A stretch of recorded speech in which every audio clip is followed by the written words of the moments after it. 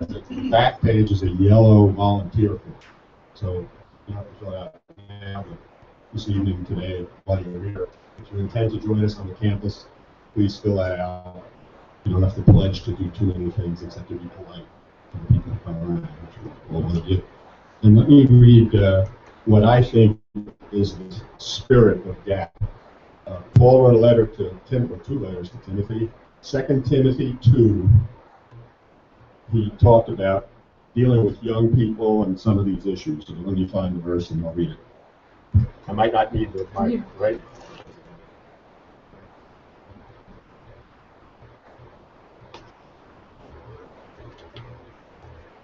It's 2 Timothy chapter 2, starting at verse 22.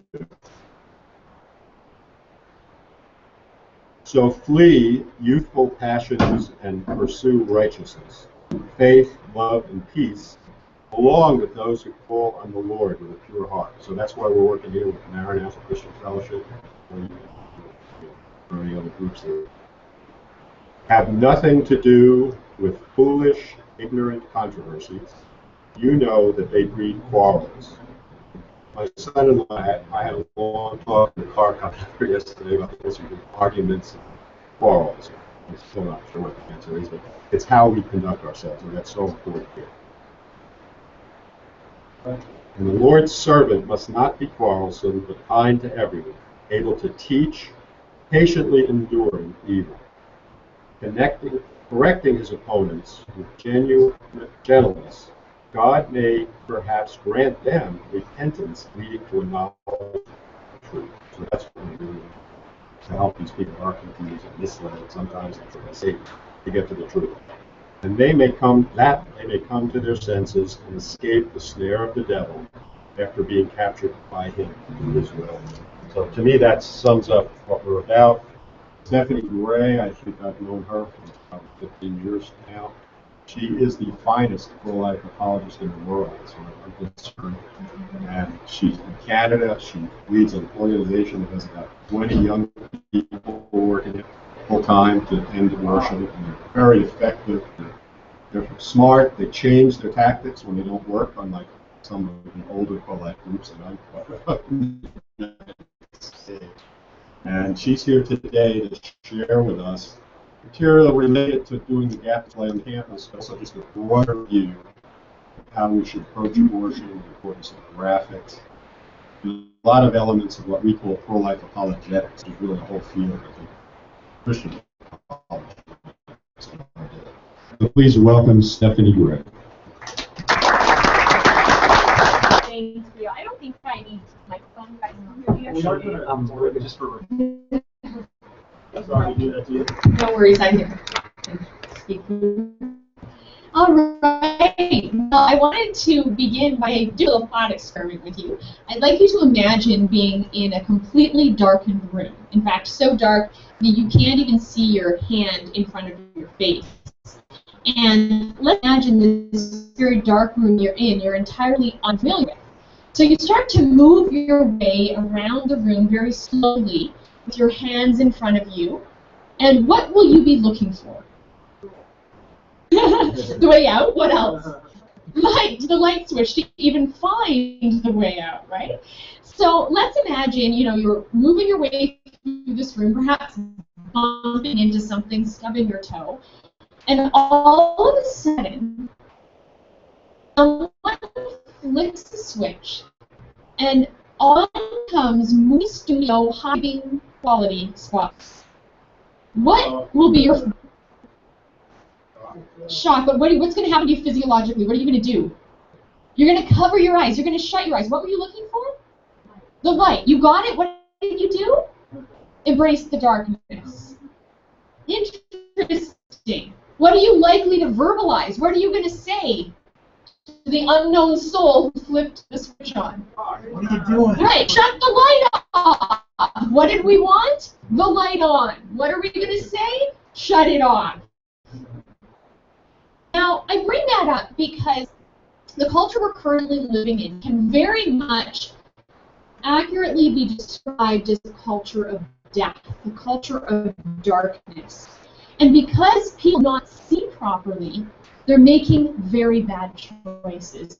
In fact, deadly choices. And we're of darkness, this culture of life, a culture of light. For us to realize that when we bring forward a culture of light, in contrast to this culture of darkness, as much as the message we're bringing is important and good for people, the initial reaction is going to be like us in the dark room. Resistance, rejection. We want it, and yet when we get it, it hurts a bit. And so we turn away.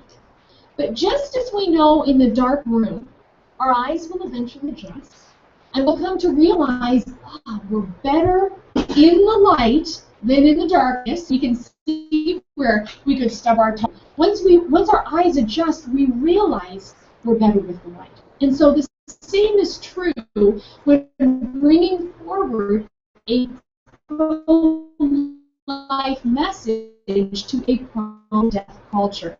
There will be that initial resistance, and it's our job to help people's eyes come to the realization it is better to embrace a pro-life world than a world that embraces. This afternoon, what I want to do is equip you to be able to help people's eyes adjust to what we present to this world, which is very much in contrast to what's currently going on.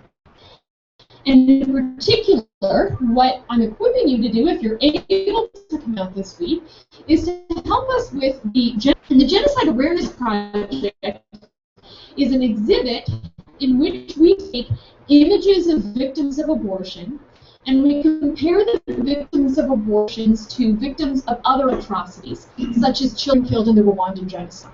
And the point is to say, just as it was wrong in other parts of the world, in other time periods, to deprive humans of their personhood status because they were different from other humans, just as it was wrong to treat one group of humans another group, so too today with abortion, we're treating one group of humans, a preborn, as inferior to another group of humans, depriving them of personhood status, and committing a human rights violation as we have done in the past. So if it's wrong to do that in the past, our point simply is it's wrong to do so in the present. So that's what we're going to be doing. I want to do. What happened? One moment.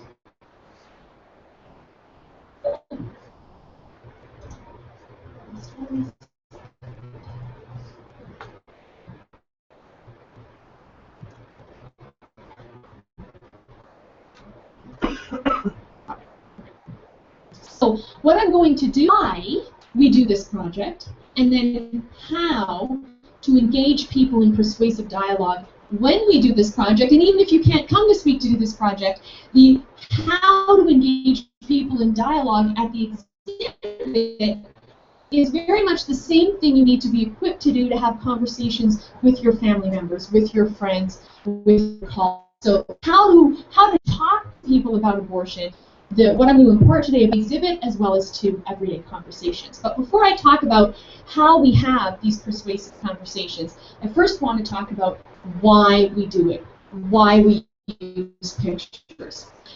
How many of you have ever yourselves felt or heard someone in the pro-life movement say, the pro-life movement is largely ignored. The media doesn't pay attention to us.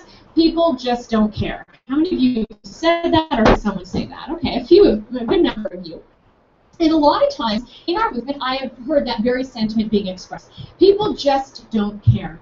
And one thing I would challenge us to consider is it that the culture doesn't care about the issue? Is it passionate about it? Or if we take our message to the public square and people seem apathetic, is it possible that how we're communicating to the culture is? So what I want to do is play a short clip from a TED Talk that addresses that very point.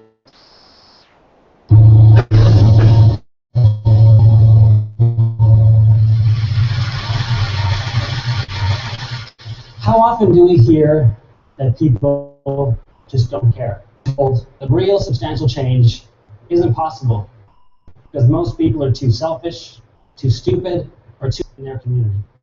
I propose to you today that apathy as we think we know it doesn't actually exist, but rather the people do care, but that we live in a world that actively discourages engagement by constantly putting obstacles and barriers in our way. I'll give you some examples of what I mean. Let's start with City Hall. You ever seen one of these before? This is a newspaper ad. It's a notice of a zoning application change for a new office building, so the neighborhood knows what's possible to read. You need to get halfway down and even find out which address they're talking about, and then further down in tiny 10-point font to find out how to actually get involved. Imagine if the private sector advertised in the same way.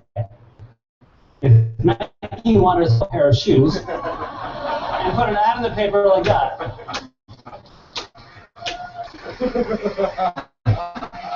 Now, that would never happen.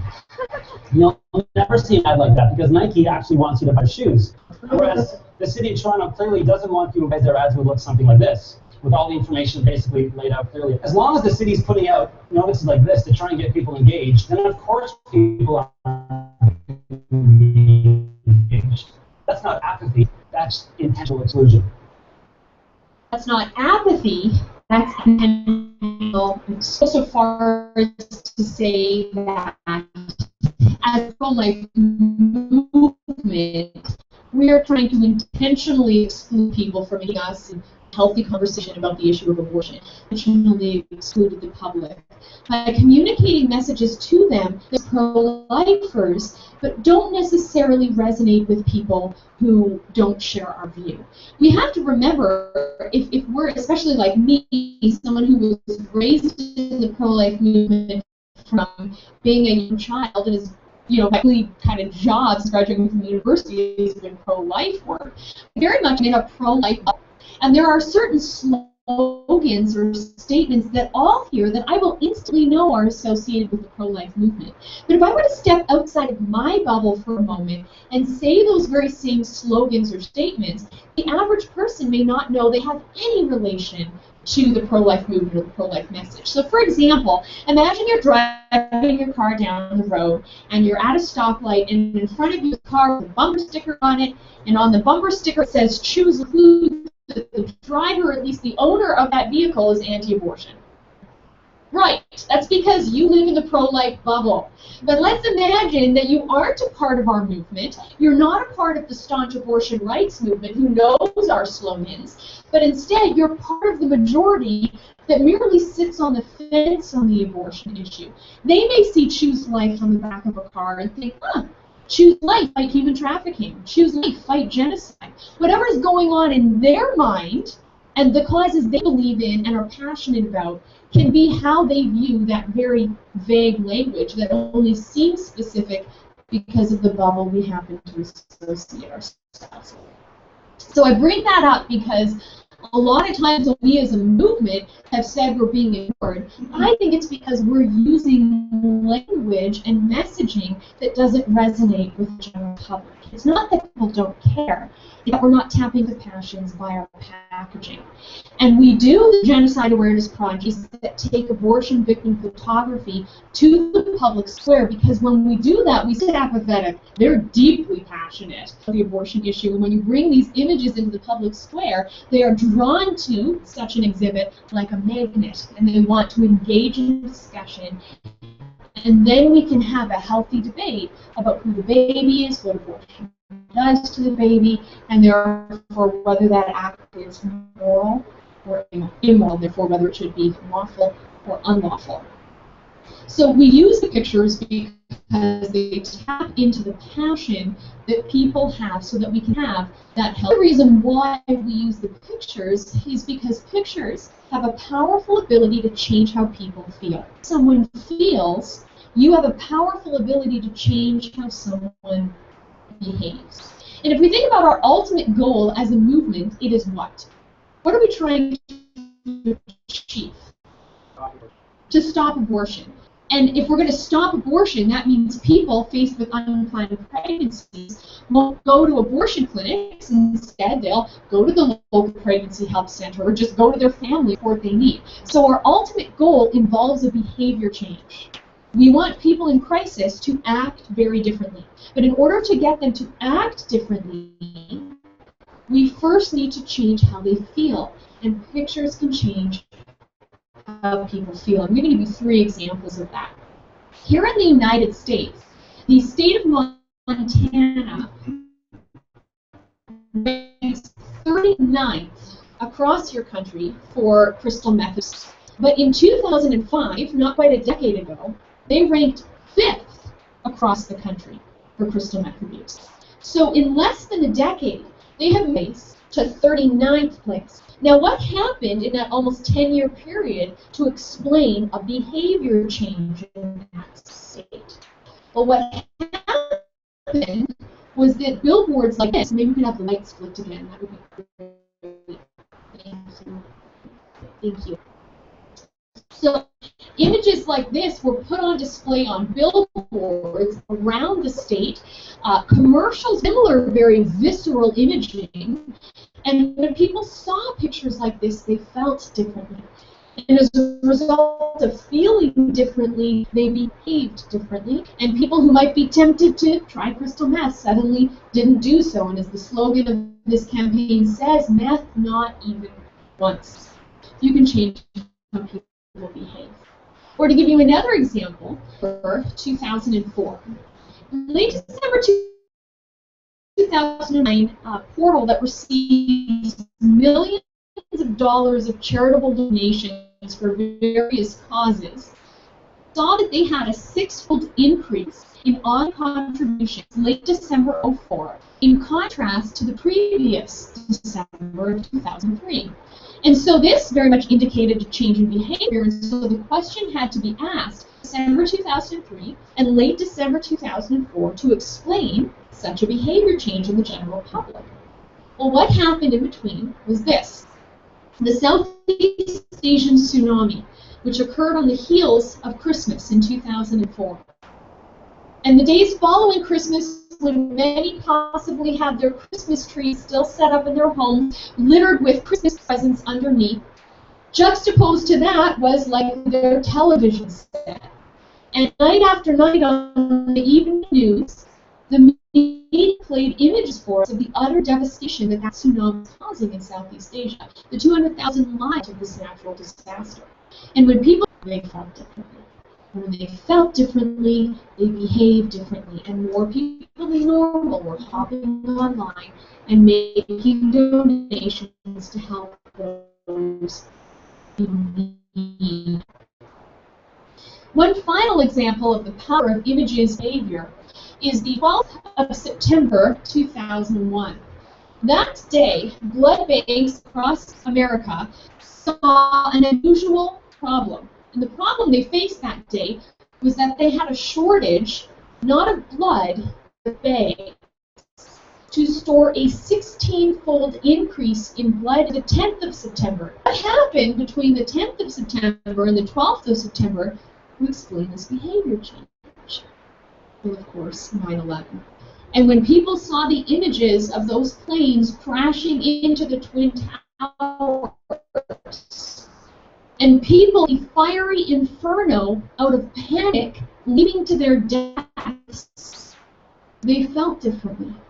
And when viewers of this footage felt differently, they behaved differently. And more people than ever a blood society could ever imagine were suddenly lining in the streets. People who normally hate the pinprick of a needle and hate the sight of blood, they were lining in the streets, changing their behavior, doing something they ordinarily didn't do because of something they saw.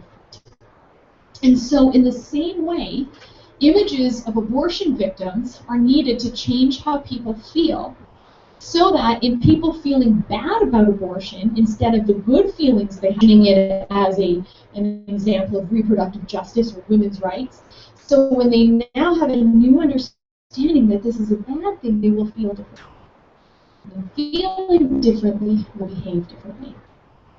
The final point I'd like to make about abortion victim photography, and really understanding why such victim photography needs to be used, is simply this.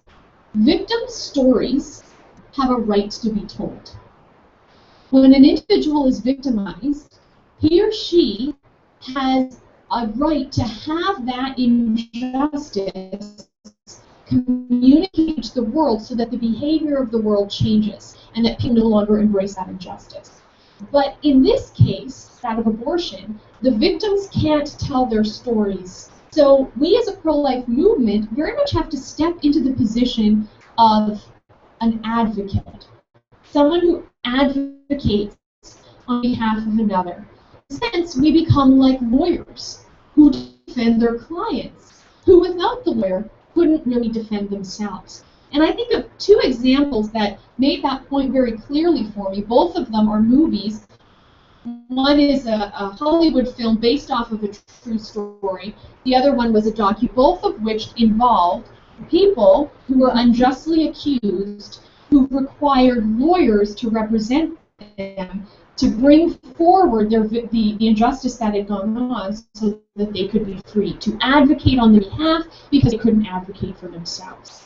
Have any of you seen the movie Conviction with Hilary Swank?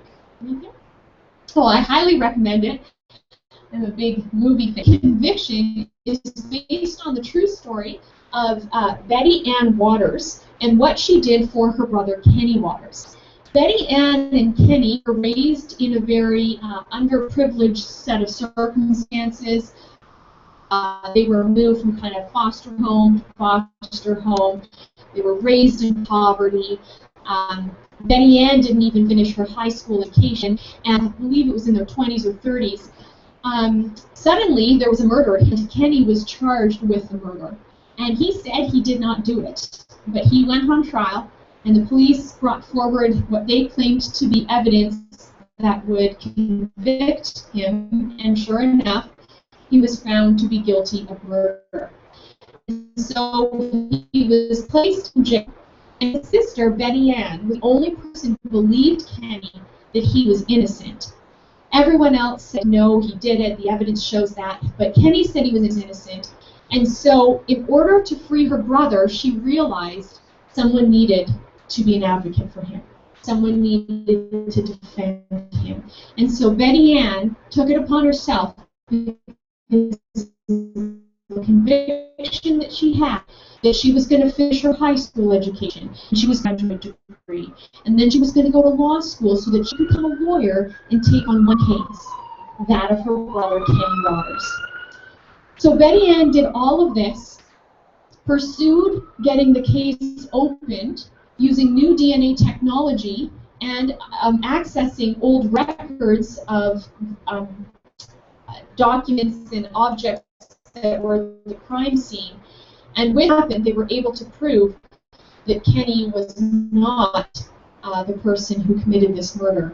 And after 17 years in jail, unjustly accused of a crime he did not commit, Kenny Waters was free because someone who believed in what he was saying stood up as his advocate, knowing that without her, he would be a victim of injustice. But that it took someone to defend he who couldn't defend himself to change that person's life. A couple of years after watching that movie, I was visiting my cousin, and she said it had been aired on television called The Michael Morton Story, which was another tragic story of a man who this time his wife, something that he had never done.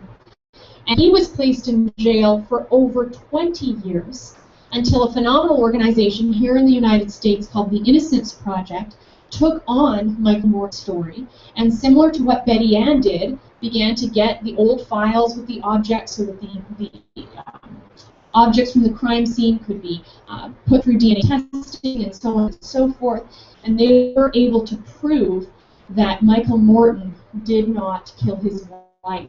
After 2 decades of being unjustly imprisoned, someone was freed because of someone who could defend him, the Innocence Project, who took his case. About the Michael Morton story is that if the police had not hidden a piece of evidence, Michael Morton never would have been found guilty of murder. Near the crime scene, the police had found a bandana with blood on it, and they did not bring that evidence forward. In fact, they intentionally kept it hidden. it was that evidence which enabled police to identify the man who actually killed.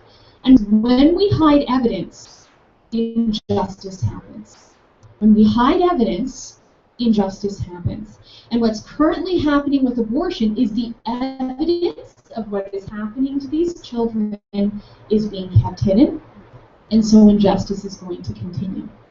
The other aspect, very disturbing aspect of that reality is that had police not hidden that evidence, the man who committed the murder would have been found right away.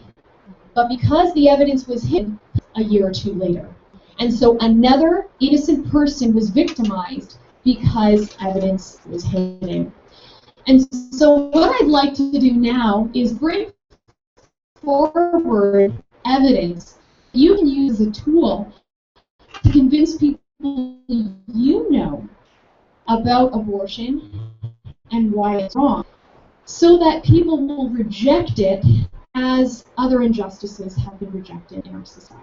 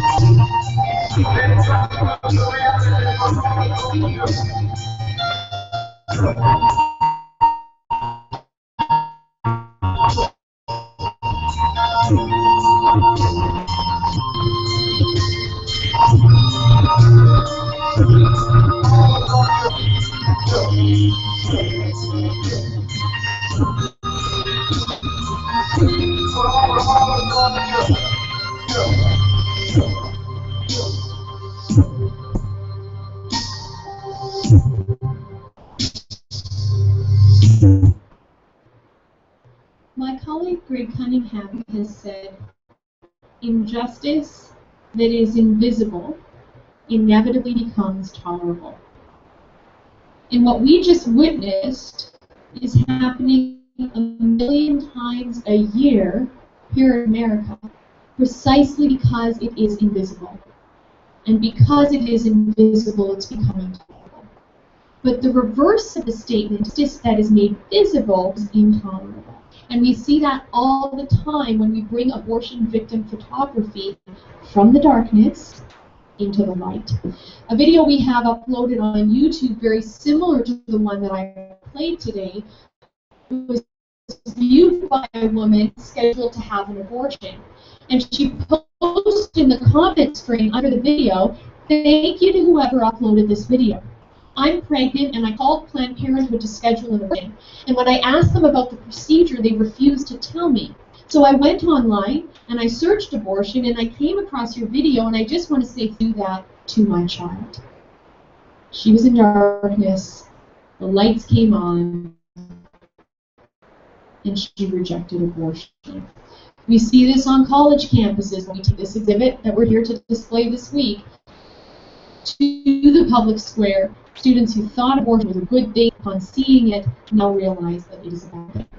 So now that solid foundation to begin with about why we do what I want to spend the rest of the afternoon going through is how to do it in terms of, once the exhibit is up, how to engage passersby in a dialogue and a discussion that will help lead them to the conclusion that abortion is wrong, that will help their eyes adjust that they were unfamiliar with. And there are three things then that I want to cover for the rest of the afternoon in terms of how we work with these images. The first thing I want to mention we need to have when taking this tool to the public square, what kind of disposition we need to have. The second thing I'm going to cover this afternoon is how we reach people's minds. And the third thing I'm going to cover this afternoon is how we reach people's hearts. Because there really are, I've found, two kinds of people that we will in friends or colleague circles or on a college campus. There are people who are ignorant, and there are people who are in denial. And I've come to see that ignorance and denial are two very different things that necessitate two very different reactions. Ignorance is not knowing. Denial is not wanting to know. If someone just doesn't know about abortion, we only bring them an intellectual argument grounded in facts and science and philosophy to bring them to the pro-life conclusion. But then there are individuals who are ignorant, they're in denial, they don't want to know. And if I take an intellectual approach with them, I'm not going to get very far. So how do I respond to those who know but don't want to know, and they're in this state of denial? How do I reach their hearts? That will be the third and final thing that we cover this afternoon. So let's begin then with what we need to have. There's an organization here in America based in the West Coast called Stand to Reason, which is a Christian apologetics organization run by Greg Koval. And Stand to Reason talks about how it is important that Christians represent Christ well, that they be good representatives of the gospel in the way that someone has to be a good representative to their country if they're going to travel to another country. And in that category, we generally refer to those individuals as a worker for your country. You go to another one, you represent your country, then it's important you be a good ambassador. Well, Greg takes that idea, he applies it to sharing the gospel and says in the same way, we become like ambassadors for Christ, and when we claim his name, and therefore what's vital is we be good ambassadors. And Greg talks about three qualities of a good ambassador. It's those three qualities that I then take and apply to proclaiming the pro-life message and say, if we're going to take the pro-life message to the public square, we're becoming ambassadors for the pro-life cause, so we have to be good ones. And so the three qualities of a good ambassador are the following. A good ambassador has knowledge, wisdom, and character. Knowledge, the first one. The first category was what? Knowledge, very good. An accurately informed mind. It's about filling our heads with the right stuff. But it's not enough to know the right information. We need to know how to take what's in our heads and get it out of our mouths so that it reaches the heart of the person we're communicating with. That's the second quality, which is what? Wisdom, the artful method. Wisdom is an artful method. So we have knowledge, we have wisdom, a way of getting it out of our mouths into someone's heart. And finally, we need the third quality, which is what?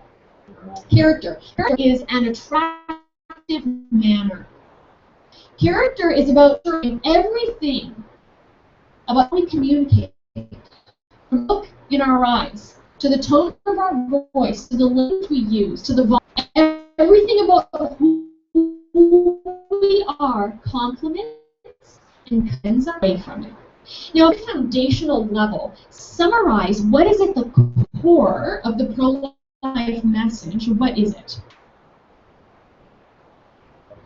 Life. Human life.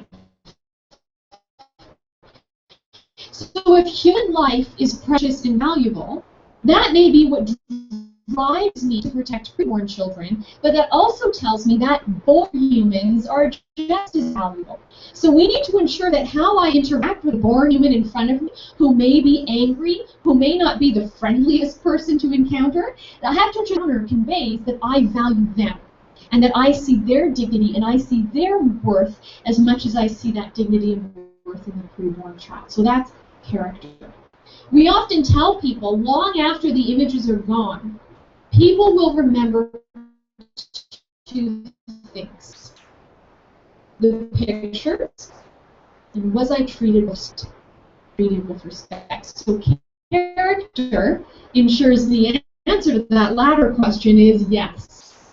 We have knowledge, wisdom, and character. Very good. That's the disposition we need to have.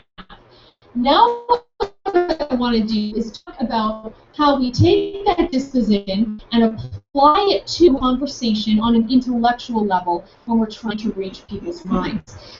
Foundationally, I think it's important to remember that everything that we will learn today, stuff about who the baby is and what abortion does to the baby, needs to be communicated through that lens of wisdom, that there are many ways to apply wisdom to getting our knowledge out of our minds.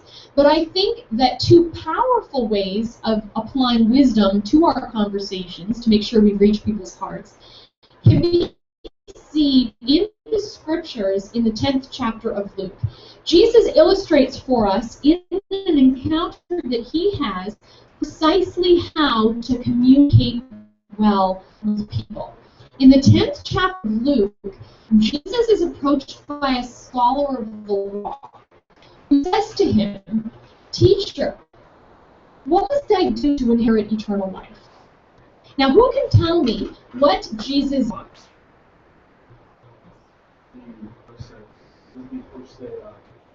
No one is good in God. Not in that exchange. There's a few exchanges, not in that one, but you have it. Go ahead. He asks a question. He says to a scholar of the law, "What does the law say?" Now, do you think Jesus knew the answer? Yeah, he kind of wrote the law on this man's heart. Jesus knew the answer. He was asked the question, but he didn't. Why? He's trying to make the scholar think. That is the power of questions. Or the question, rather, to start thinking, which is very important in the context of the abortion debate, because too often people don't think. They hear slogans, they hear rhetoric, and they just spit the slogans back out and don't actually process it, as I think Americans like to say. So what we need to do is ask questions to help them process. Now, besides asking a question, the scholar responds to Jesus and he says, well, love the Lord your God with all your heart, with all your mind, with all your strength, and love your neighbor as yourself. At that point, upon receiving this information out of the man, not pushing it into him, Jesus simply affirms and confirms the scholar and says, you're right. Do that and you will live. And then the scriptures tell us that the scholar wanted to justify himself. He pressed Jesus a little further. And he says, well, who is my neighbor? What does Jesus do? He tells a story. Jesus could have just said, your neighbor is, and you help him. But there's something about stories that enable us to wrap our minds around the principle that when told in the abstract is easy for us to reject. But when that principle becomes concrete and specific, very easy for us to embrace. And so what Jesus is a story that speaks to the heart of his audience in which the people listening, the scenario Jesus is bringing forth, they could relate to the characters within the story. So Jesus talks about a man walking down the dangerous road to Jericho. Now, in the times of Jesus, the road to Jericho was known as the Bloody Pass. It was a winding and a meandering road, very conducive to ambushing. And so everyone listening to Jesus talking about a man walking down this road in which some robbers come up and beat him and they rob him and they leave him half dead. Yeah, that's a scenario. They know how dangerous it is. And so it's in that context that Jesus now begins to insert more characters. He grabs a Levite, a priest, inserts him into the story. A Samaritan brings him into the story. And it's in this context that people can relate to and visualize with people that the audience absolutely knew about, that Jesus brings to life who our neighbor is and what love of God and love of me looks like. That is that artful method. And that's what we need to apply to our encounters with people on that heart level. We want to ask questions and we want to tell stories. We want to ask questions and we want to tell stories. So as I move forward now, a lot of my teaching is going to involve questions and stories so that you can apply these very approaches in your encounters. In terms of then that intellectual approach with people, one thing we need to ask ourselves is if we had to summarize the pro-life position on abortion in one sentence, what would it be?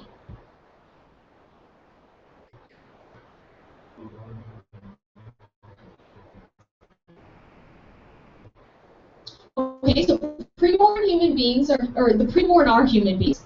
And how can you provide a sentence that will tell me whether abortion is right or wrong? We had to summarize our position on abortion using that kind of knowledge, and what would that statement sound like? Life begins at conception. Okay, life begins at conception. That doesn't tell me anything about whether abortion is wrong. So one sentence that tells me the correct position on abortion. Yes.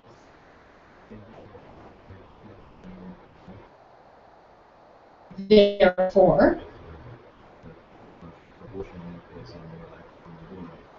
Okay, so ending the life of a human being, of any human being, is wrong because abortion ends the life of a human being. Therefore, abortion is wrong. What if someone says, "Wait a minute. What if I'm under attack? Can't I use self-defense? And if the amount of force necessary is to end a person's life, are you saying I can't do that? What about war? What about the death penalty?" Anti-abortion position that it is always wrong to kill human beings. No, there are some anti-abortion people who hold that view, and there are some anti-abortion people who don't hold that view, but there is one position that those who are anti-abortion and those who are in favor of abortion all agree on. And that position is that it is always and intentionally kill an innocent human. Say that it is wrong to directly and intentionally kill an innocent human being. Does it logically follow that it is okay to directly and intentionally kill a guilty human being? Does it logically follow? No. Not necessarily. So I am not trying to take a position for or against self-defense, death penalty, and war. Instead, what I'm trying to do is take a position that's so specific that regardless of the difference of opinions in other areas, we can all agree on this area. So it is wrong to directly and intentionally kill an innocent human being, because abortion does that. It's wrong. That position, therefore, has us focusing our argument the baby. Now, if you were to the average abortion supporter about their position on abortion and what they think about abortion, focused on the mother, circumstances, what if she's raped, what if she's poor, and all of their way of thinking is ordered to focus on the mother and her situation. And the position we just discussed for why abortion is wrong is about focusing on the child. So we have a little challenge here. We're focusing on one individual, they're focusing on another individual. Well, in the face of this challenge, pro-lifers have said, instead of arguing because it ends the life of an innocent human being, we need to change our argument to address the culture.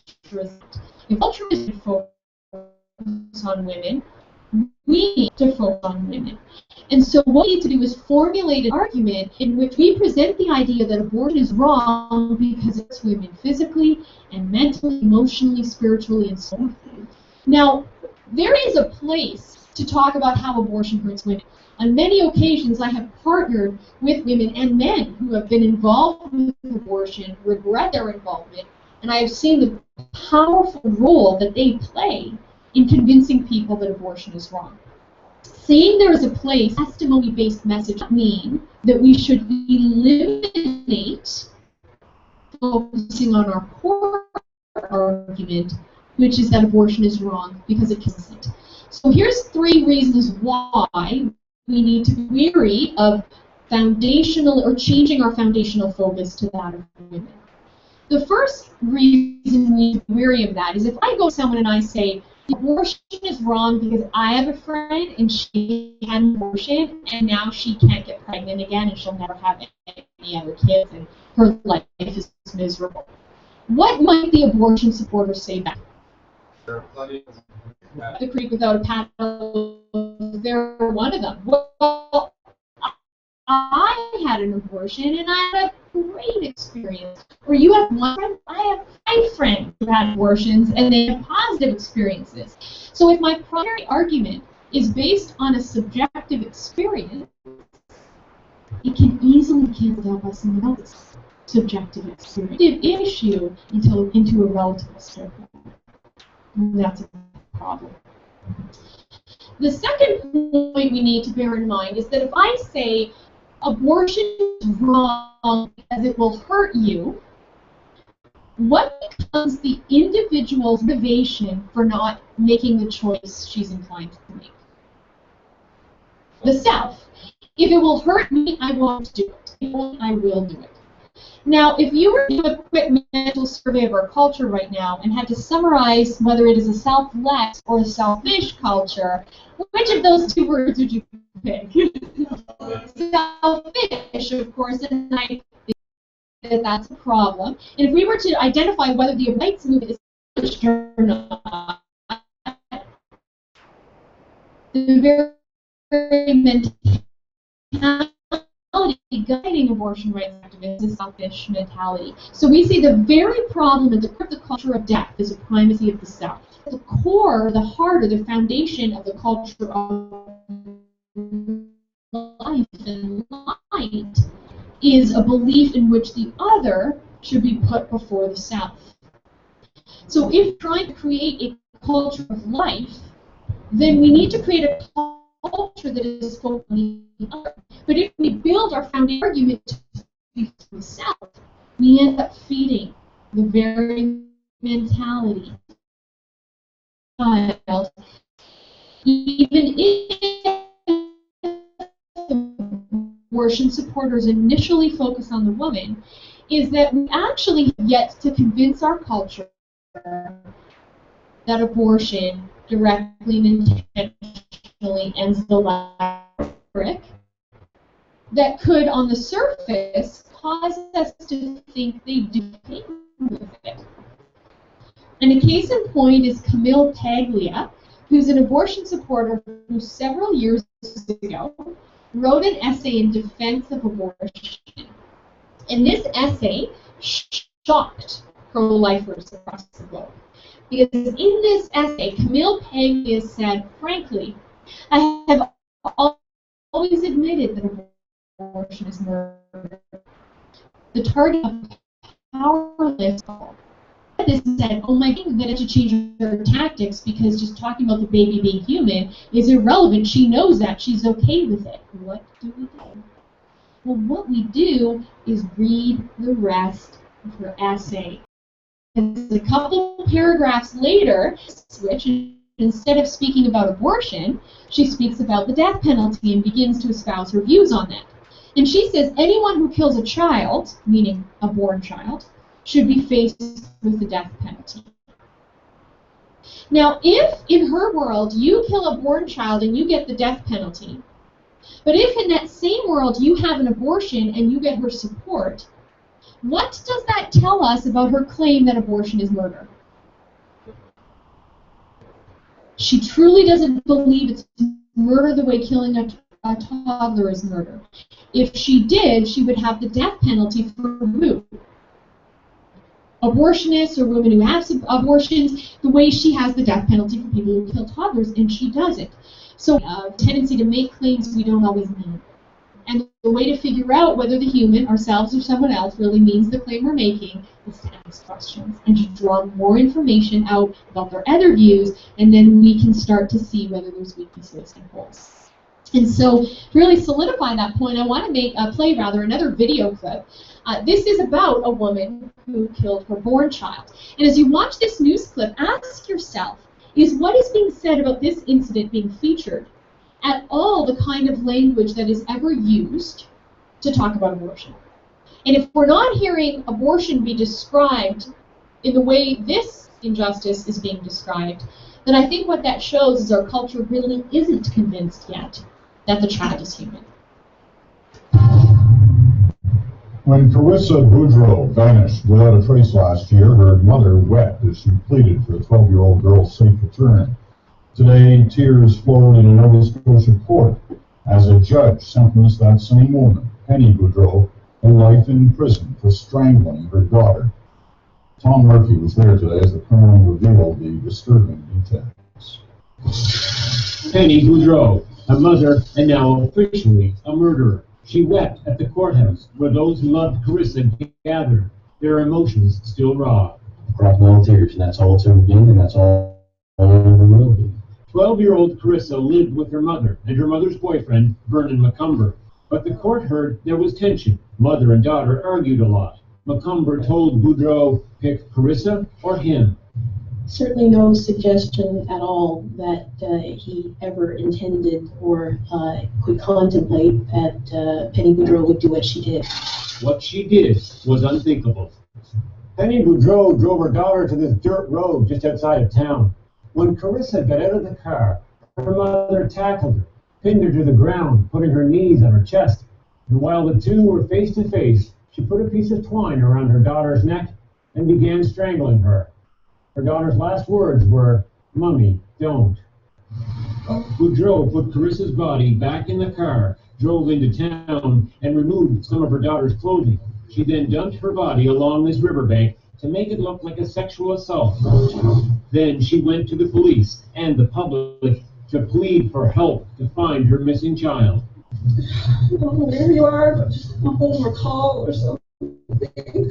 Boudreau's body would be found, and months before Boudreau would admit to undercover police she killed Carissa, that she did what she had to do. An emotional judge told the court Boudreau had a selfish desire to guarantee a love life that had no room for a child. Justice Margaret Stewart said, "You can never call yourself mother in conjunction with Carissa's name again." The sentence, life in prison, no parole for 20 years. A plea bargain allowed the family to avoid a lengthy, painful trial in a case that still affects so many. Yeah, right. It's my kid. So. Outside, onlookers wanted more. An eye for an eye, a tooth for a tooth. How, they asked, could a mother give her child life and take it away, too? Tom Murphy, CBC News, Bridgewater, Nova Scotia. When describing what Penny Boudreau did to Carissa, the reporter said what she did was, unthinkable. And yet in our culture, abortion is very thinkable. In fact, it's so thinkable that 1 million times a year people think about doing it and follow through on their thoughts. That's how thinkable it is. And so if people actually did think the preborn child was human like the born, then the same kind of revulsion and rejection we have of this injustice, we would have en masse about abortion. And the fact that we don't means what we really need to prove in people's minds is that the preborn child is human. So how then do we do that? Well, a great way to do that is to start with a question. And the question that I typically recommend people begin with is to say, what do you think about abortion? And by asking that question, you're inviting the other person to share their thoughts, to not merely say yes or no, do you support abortion, yes or no, but by asking a who, what, when, where, why type question, you're going to elicit more thoughts, detail, the specifics of what they think. So what do you think about abortion? Now, if you were to ask the average American what they think about abortion, what are you likely to hear? It's wrong? Well, you're very optimistic. The average American, unfortunately, not. About late-term abortion, yes. But when it comes to public opinion on the first 3 months of pregnancy, when about 90% of abortions happen, public opinion generally supports that. So what kind of positions are we likely to hear when people... I'm not necessarily for it, but Okay, so that kind of relativistic position, well, I personally won't. I'm not necessarily for it, but it's up to the woman to decide. And then if you were to respond with a question, which you should, because every time you're going back and forth, you want the last thing that you say before the next person responds is you want to make sure that that is a question, because by finishing what you say with a question that's going to elicit a response from them, you're going to keep the back and forth going. So if they were to say, I personally wouldn't, but it's up to the woman, you could ask a question back. What question could that be? Okay, why wouldn't you personally? And that's likely going to bring up to the surface what they think about abortion and it being killing, which we can then ask them why they'd ever be okay with someone else doing the thing they personally would do. And if you were to take another tact and focus on the woman wanting to have an abortion that they would support, you could ask, well, when would you support a woman having an abortion? What circumstances? And what circumstances are they likely to say for why they believe, even if they wouldn't, other women should be allowed an abortion? Rape. Yes. What else? Poverty. Health problems for the baby. Incest, yeah. Right, the health of the mother as well. Okay, yeah, maybe no support. Maybe her career, she feels her pregnancy is getting in the way of her career. So if you were to ask them, well, when do you think a woman should be allowed to have an abortion? We're going to get a lot of different circumstances up on the screen, or in the conversation that we see on the screen. And these kind of circumstances show, as we discussed before the video clip, that their focus is on who? The woman. What does our focus need to be on?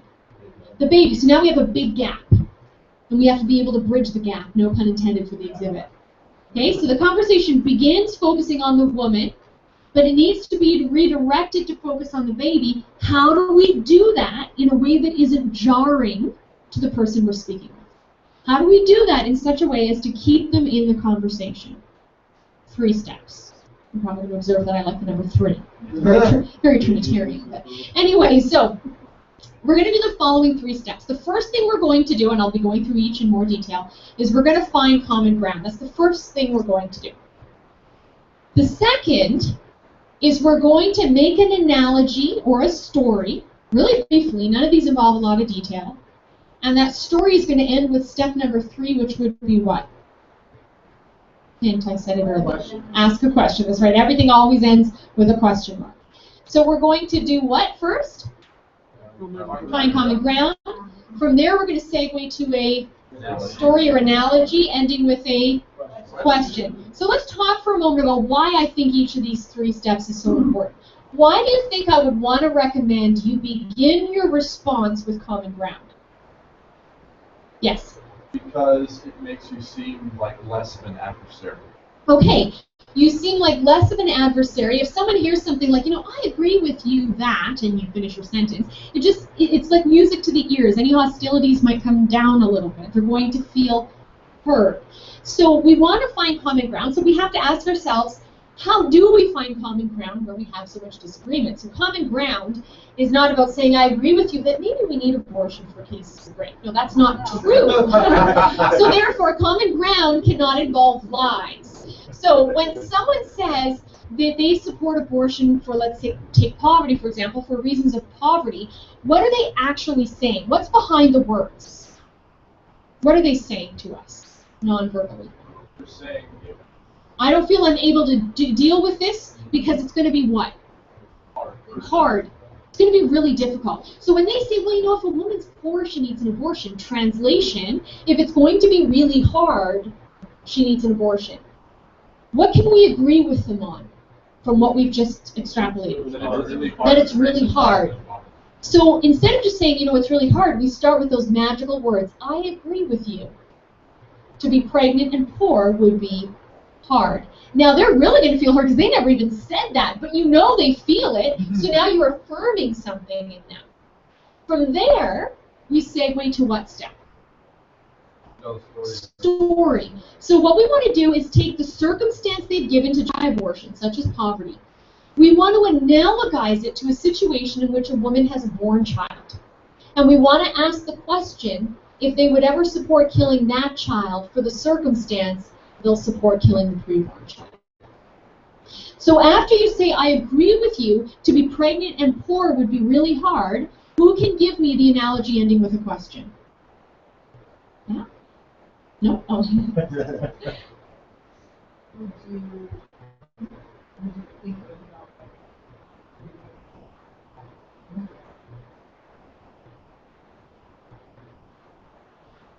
All right, to do what?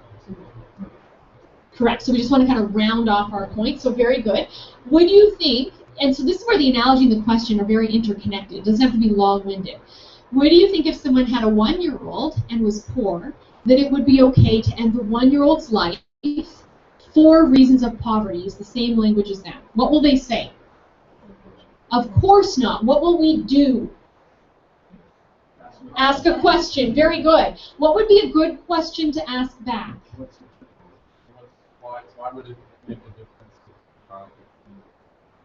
Correct. Why then would it be okay to kill the preborn child for reasons of poverty? What will they say? It's not human. That's different. So instead of saying what's the difference, we want to elicit from them the word that's different. So why then can we kill the preborn child for reasons of poverty?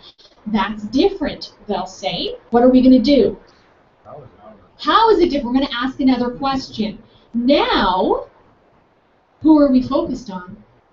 The baby. Those 3 magical steps redirected the conversation from the woman and her plight to the question of when life begins. And the fact that we've just learned they don't think the baby's a baby. So in fact, we can breathe a sigh of relief. They're not crazy pro-murder people. They actually are anti-murder, so much so they won't kill a 2-year-old or a 1-year-old for reasons of poverty. So it becomes almost like, you know, I think if I'm hearing you correctly, I think it makes sense about what you said insofar as you don't think it's okay to kill people for poverty, right? It just, you support abortion for that reason because you don't think the child's a person, is that right? What are they going to say? Yeah, exactly. They kind of feel heard, and then you ask the question, are you right about that? When does human life begin? When did your life begin? The life we currently protect. When was its starting point? And now the conversation is going to ensue in that direction. We're in a moment going to go through the next section and how we handle the question of when life begins. But what I want us to do is continue to practice those 3 steps to really get it clear in our mind of how we transition the conversation. So let's take another circumstance. Let's take the issue of age. Someone says, if you've got a teenager who's 14, she won't be able to have that baby. So who can give me one at a time the 3 steps we take in response to that? Starting with what? I agree with you, what?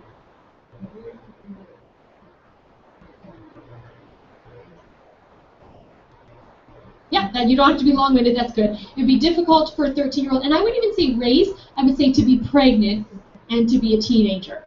Who can give me the second part? If the teenager had a child, and didn't feel about all these other responsibilities,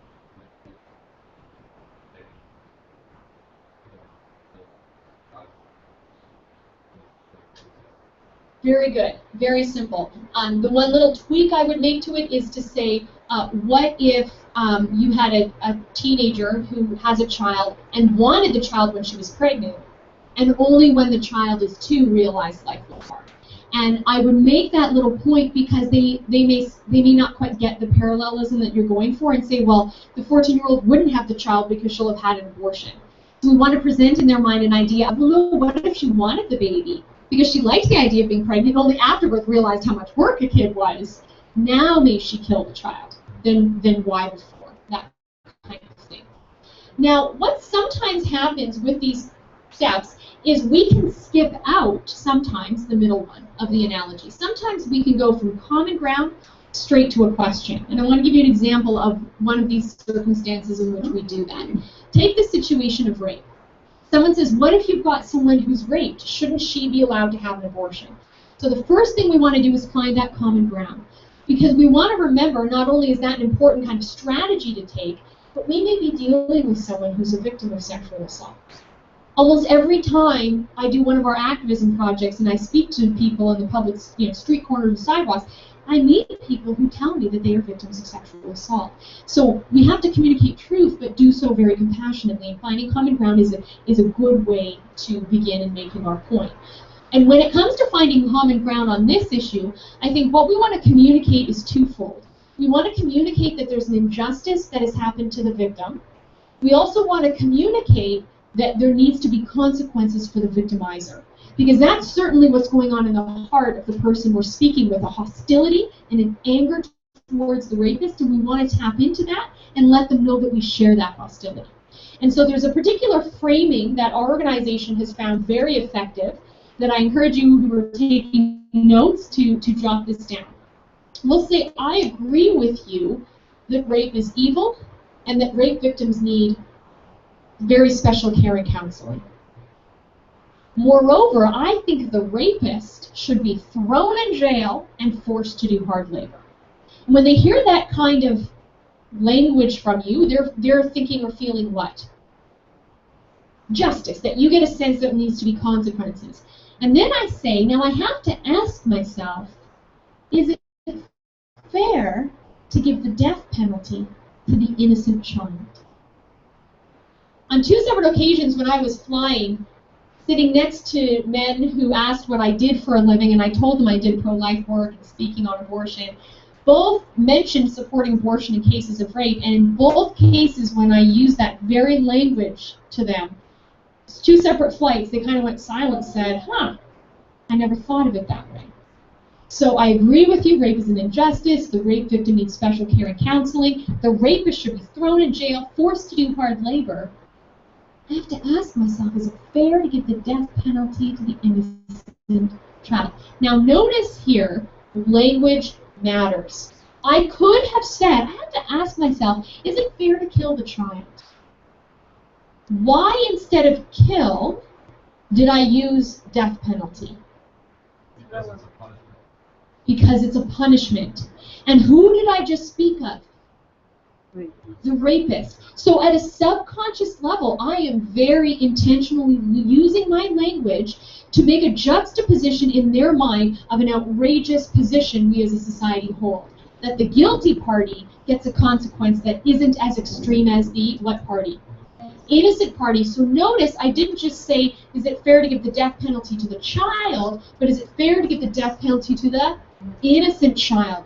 Language matters, so be very intentional about the language that you use. So what I'd like us to do now is for each of you to just turn to the person next to you or in front or behind you, and I want you to practice taking these 3 steps of common ground, maybe the analogy, but for sure going straight to the question at the end.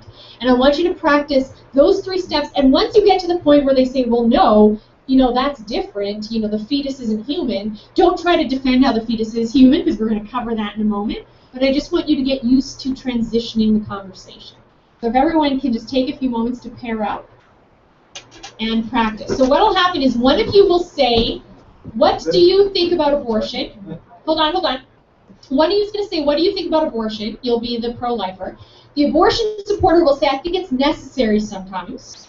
So the pro-lifer says when, and then you can pick one of these circumstances in practice, and then flip roles. Okay?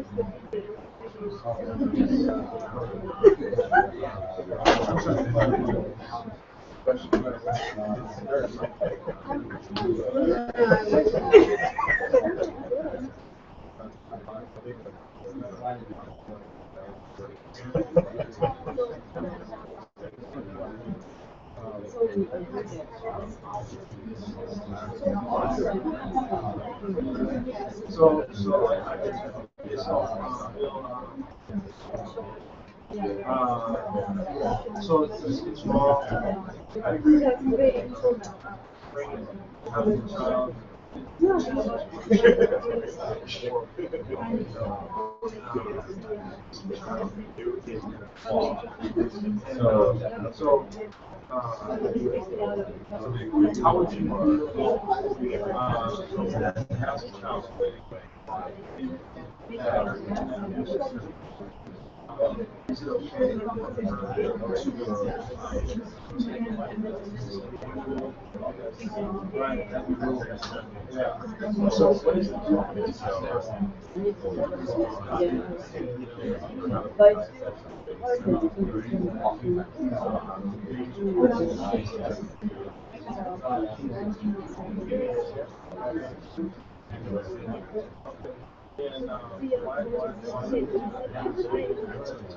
Please switch roles if you haven't switched yet.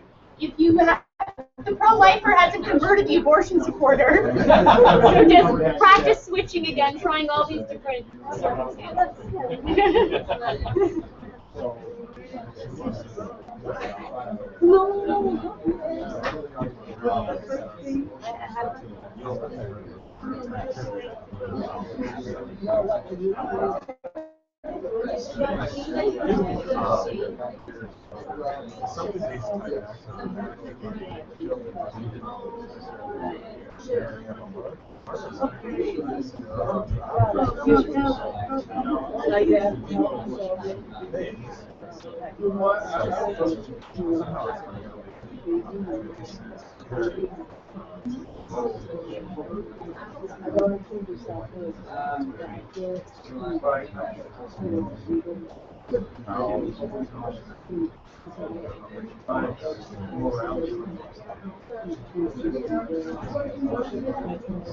Okay.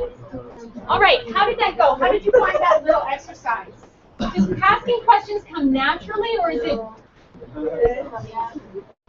some yes, some no? Yeah, you know, it's really important. I always tell people your relationships, your marriages will be vastly improved if you learn to ask questions rather than accusing and jumping to conclusions. So yes, but we humans don't naturally gravitate to questions. It's amazing how much we just want to make statements and feel the need to preach at people. So remember, Jesus didn't get off on a soapbox and put you into the scholar. He drew info out of the scholar. That's what we want to do. That's what the questioning does. So did any questions come up as you tried this?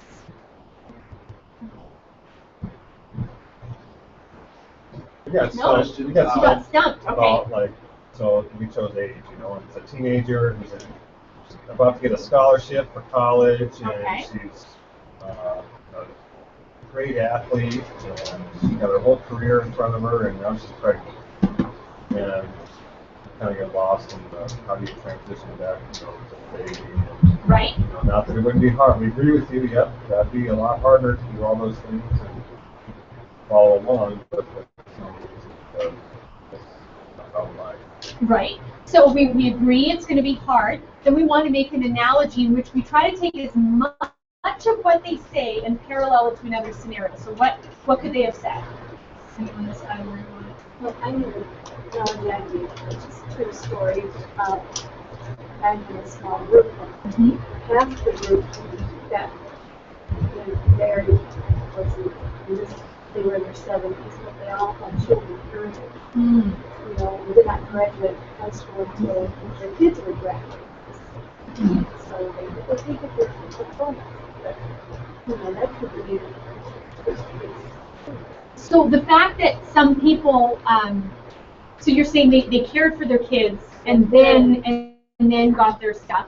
That's a great kind of hope-filled message to show people it's possible to do both. The point of the analogy, though, is to get them thinking, do we kill individual X for circumstance Y? So what kind of analogy can we use for the college student? In the same circumstances, I would have a child 2 years later with was in the teenagers and got into professional sports and was very successful and realized that all of those things at once. So now is the time and Exactly. So you want to just hypothetically say she doesn't think she can't do it, she thinks she can. Or she's pregnant in high school and not planning on going to college. Then once she has the child, she wants to go to college and she gets scholarships and everything else. May she kill that child then? No. Then why the preborn? That's different. Why? The fetus isn't human. So isn't that the question? Is the fetus going to like it? Any other questions that came up? Yes? Yeah, we had no support. Okay, no support, yes? Yeah. So we were interviewing and no support. And then they got it back to 3 years later and then my husband because he Yes? I don't know I would have killed the child but my husband now is in jail, no job. So how do you transition that? So similar thing in that you do say, I agree this would be difficult, and it sounds like you went down the right path. What if it was 2 years later and you didn't have support? So you had support when you're pregnant, you don't have support after birth. May you kill the child then? Now you're saying that, did she ask, oh sorry, forgot to use the microphone. Did she end by asking that question, would you kill the 2-year-old? Right. And what did you say? I said no, I wouldn't kill Oh. him because it's still and she's sad right now. Right, so then you would ask back, if you wouldn't kill the 2-year-old, why kill the preborn child? And what did you say back? No support. Right, well that's different because I have no support. But you had no support with the 2-year-old and you wouldn't kill the 2-year-old. So what inevitably they'll say is, well, it's different. The 2-year-old's human, the embryo is a potential human. So then we're back to the question of, are the preborn human when it's like begin? I'm going to give up a 2-year-old for adoption. Yes, yeah, and then some people say, well, you can place the child for adoption, which you can also do for the preborn child. One scenario that isn't here, so you might not have practiced with it, but is if someone says, what if the woman's going to die? Doesn't that justify abortion? So the first thing you want to do is what? Ask the scenario. No, what's the first step? Find common ground. What's common ground? What can we say that we agree with someone? Tragic that a woman may face death. Right, so I agree with you that this is a tragic scenario for the woman to be in. Then there are sometimes you can go straight to a question, especially when, well, actually I'll give you the first question and the second question. So I'll go straight to a question and say, If there was a way to save her life without doing an abortion, would you support that other way? What do you think they'll say? Yes. Now, they might object. Yeah, but there's not. And the whole point of that question is to just hypothetically get their agreement that if there's an alternative to an abortion, we consider that a good thing. So you might have to say, whether we can agree or disagree for a moment about whether that exists, do you just at least in theory agree that if there was a way to save her life without doing this, if you're holding a sign or there's a sign behind you, without doing that to the baby, that we should and could choose that other way? And so if they're intellectually honest, they'll probably say yes. So then I'll point to the picture and say, well, here's a question for you then. If a woman has cancer in her body, how is doing this to the baby's body going to take the cancer out of her body? What do you think they'll say? It won't. So they're going to have to so that framing, is it always cancer that the woman may face when she's pregnant? No, there could be other complications. But the point of that question is to get them thinking that if the woman's life is in danger, there's something wrong with her body. But that abortion shows us targeting the baby's body. So then sometimes I do make just a statement. I say, you know what, the good news is there are ways to address her medical condition that don't involve doing this to the child. And so let me give you an example. If she has an ectopic pregnancy, that involves the child being in the fallopian tube instead of the uterus. Now, all fertilization occurs in the fallopian tube, but in a pregnancy that's functioning normally, in about a week, the baby moves into the uterus and plants and grows for 9 months. In the case of an ectopic or a tubal pregnancy, the baby stays in the tube. And so as the baby grows, the tube will expand. Eventually, the tube will burst, bringing about the death of the child and very likely the death of the mother. Now, in that situation, there's a medical procedure called a salpingectomy, where the section of the tube that the baby is in is removed. Then, if we could transplant the baby somewhere and save the baby's life, would we do that? Yes. With current technology, can we do that? No, we cannot. So the baby will die, not because we acted to kill the baby, but because we were unable to save the baby. Now, sometimes people will say, wait a minute, if the baby's dead after removing the tube, how is that any different from abortion, where the baby is dead?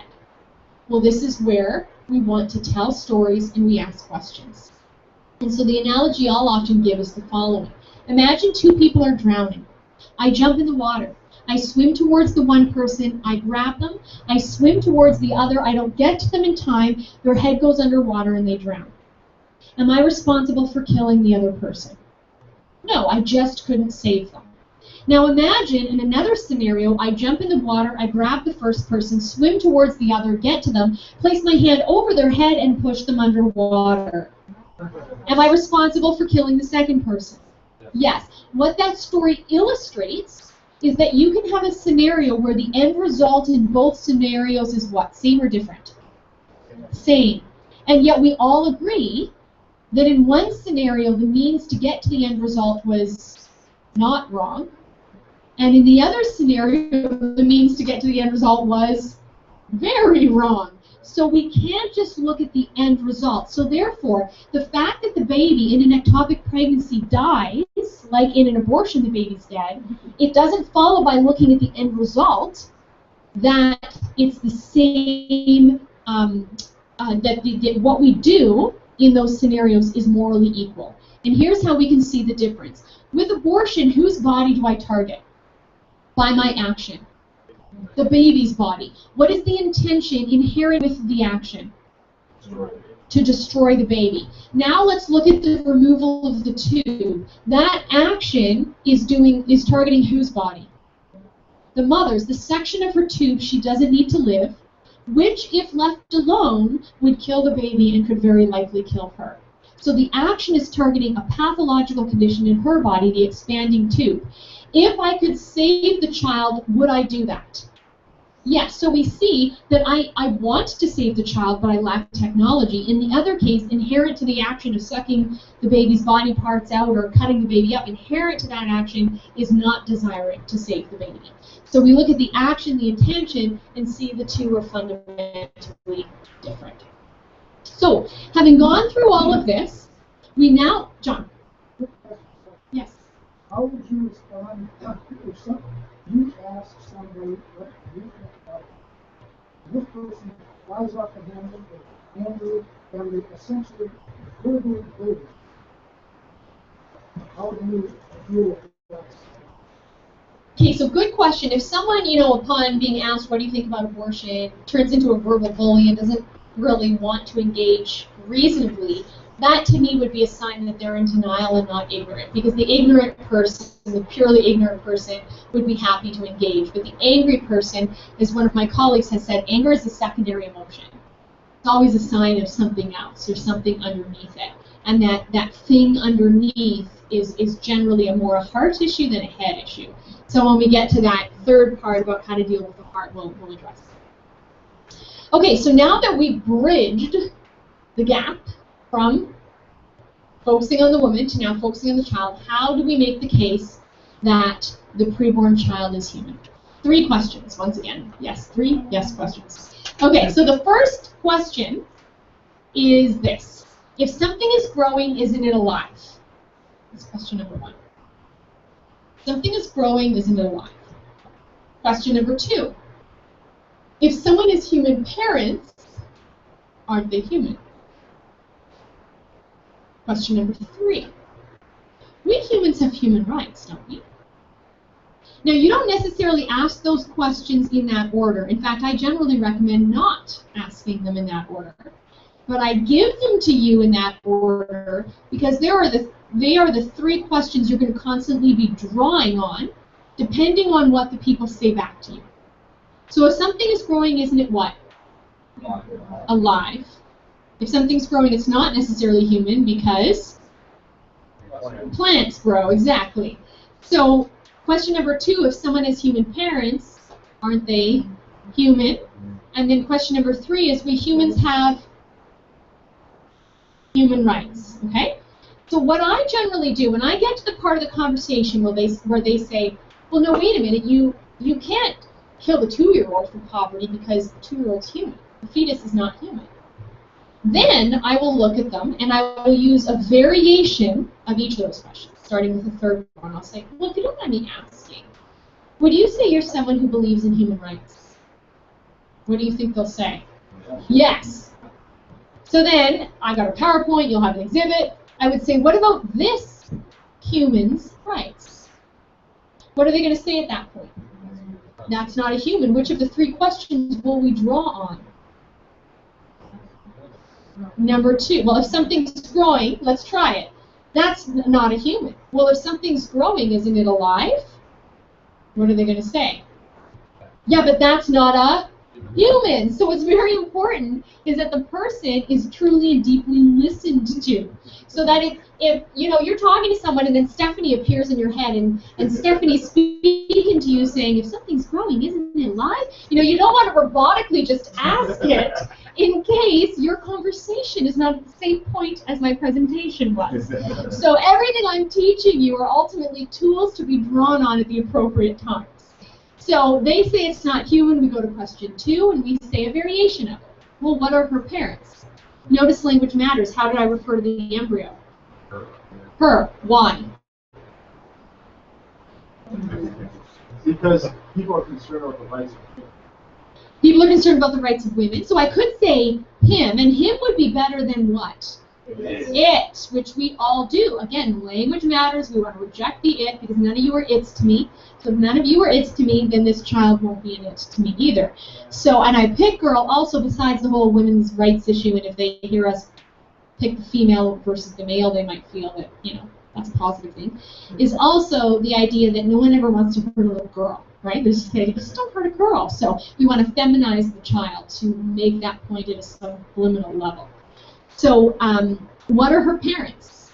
And then I usually ask a clarifying question so that I elicit the answer I know I need to get.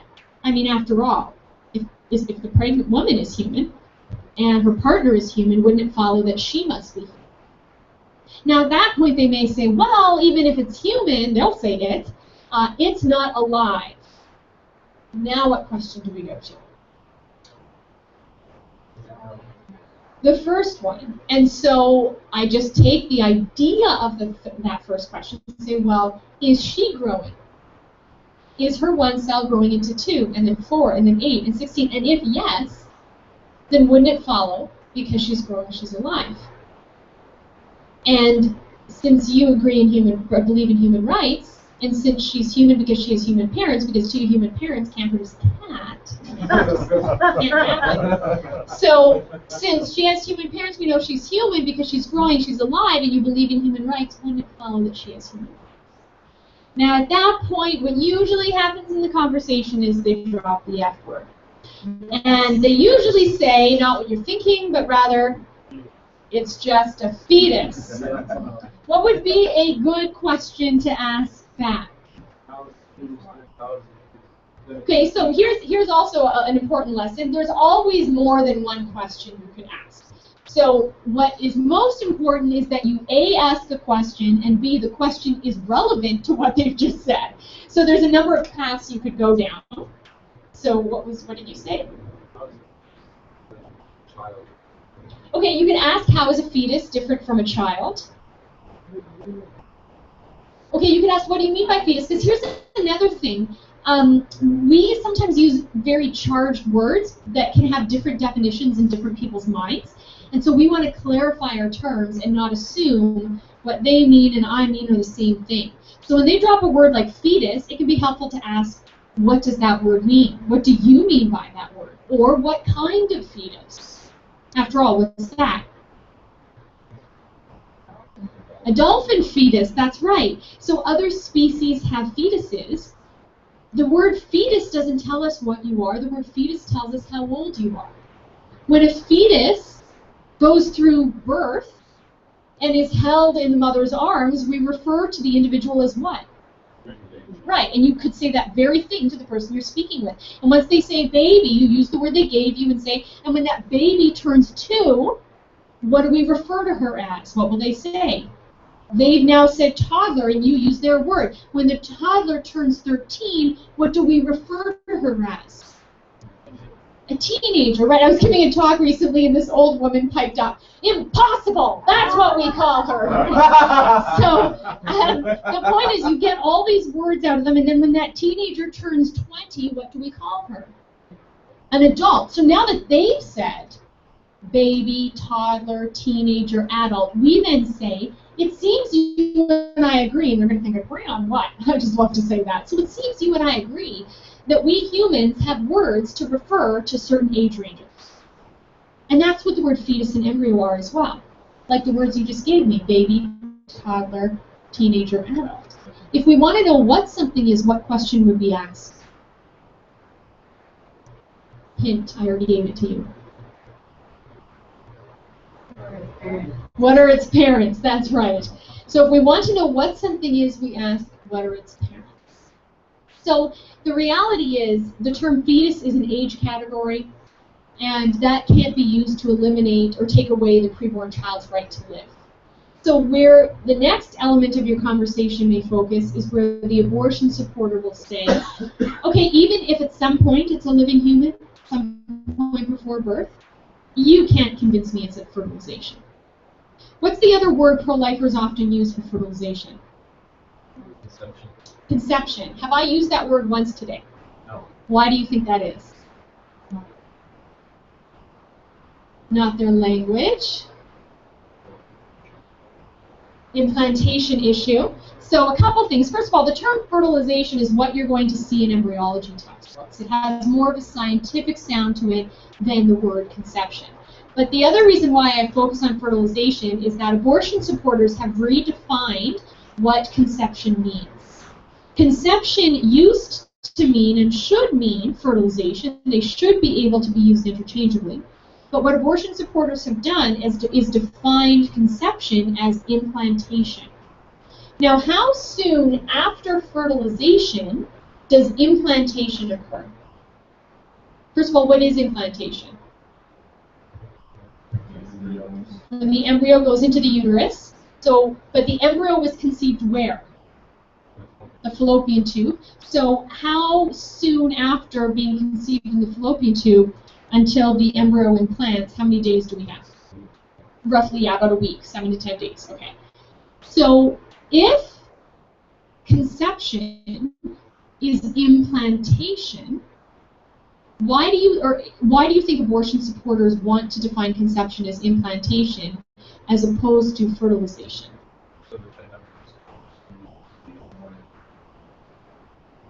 Right. So some methods of birth control, like the morning after pill or the birth control pill, can work after fertilization, not merely before.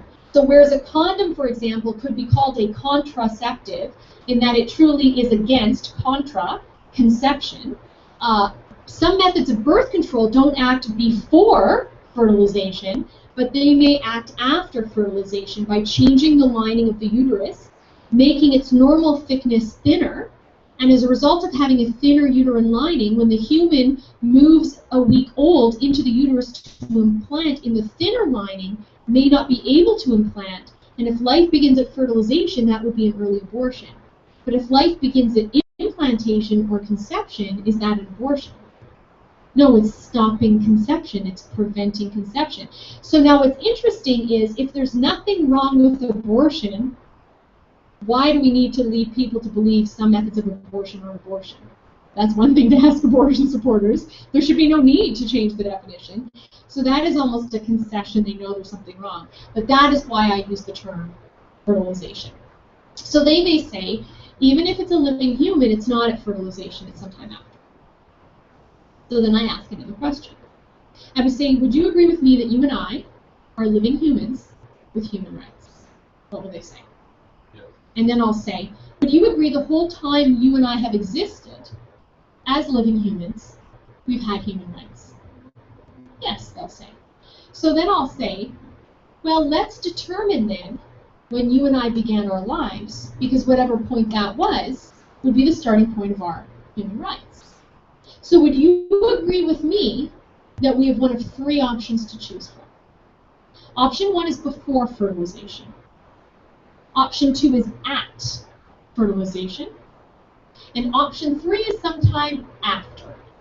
So would you agree with me that life had to begin for you and me either in one of these 3 categories? What will they say?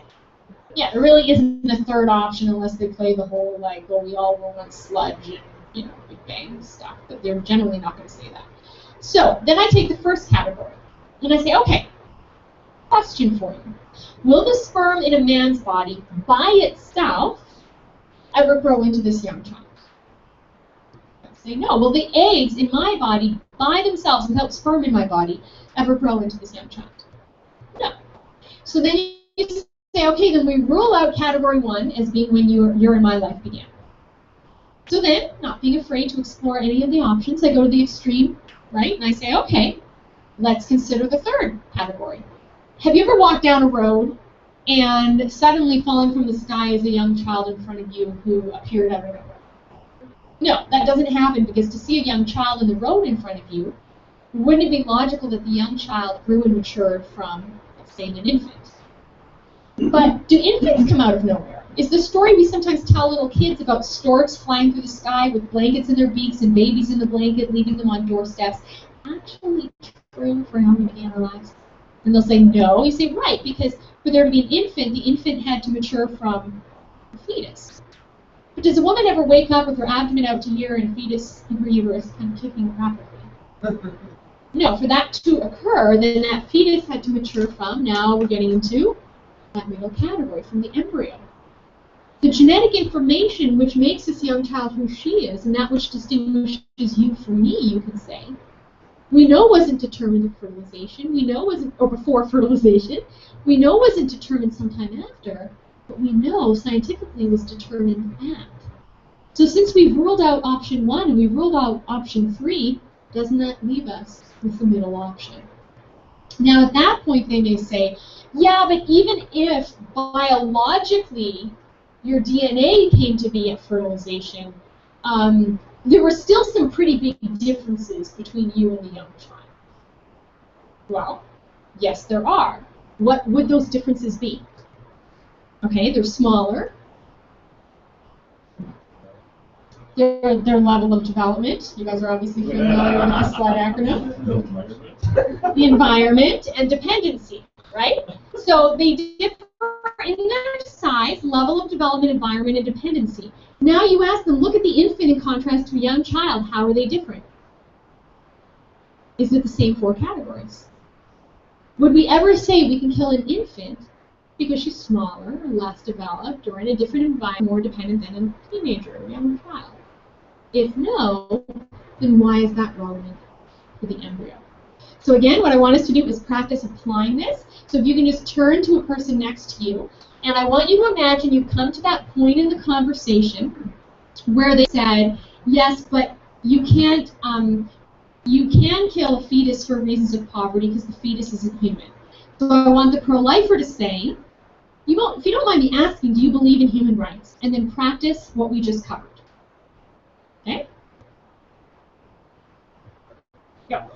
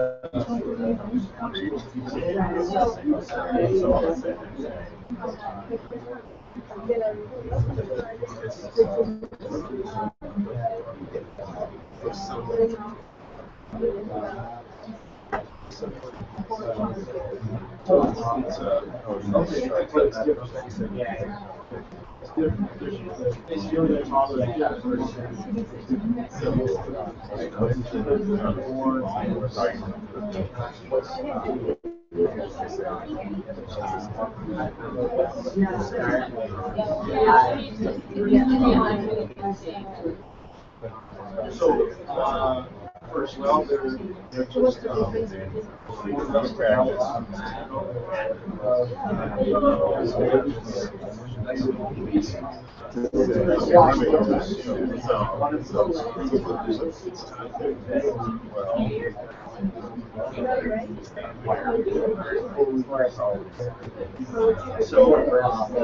that's the first part. So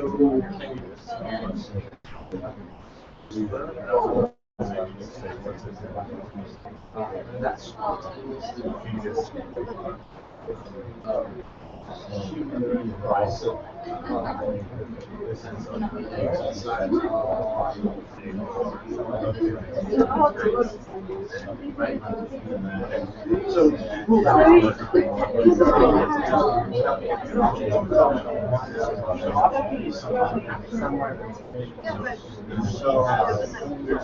I'm just trying to say what I would say.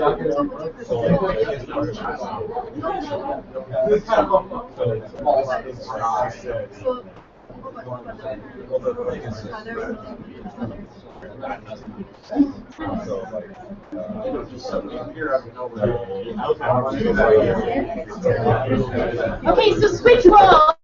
If you haven't switched roles, just practice do you believe in human rights and back and forth. So switch roles.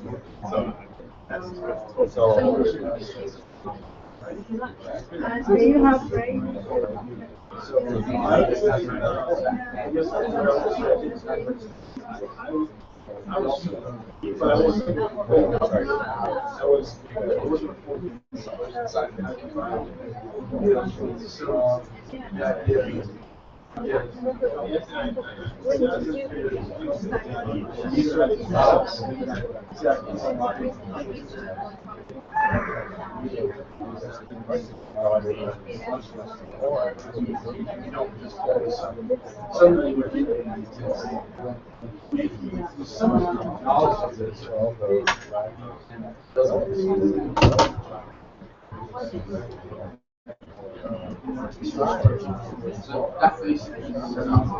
Okay. How did that? What questions came up as you practiced that? Did it go smoothly? Yeah, question. So Darren has a question. So I believe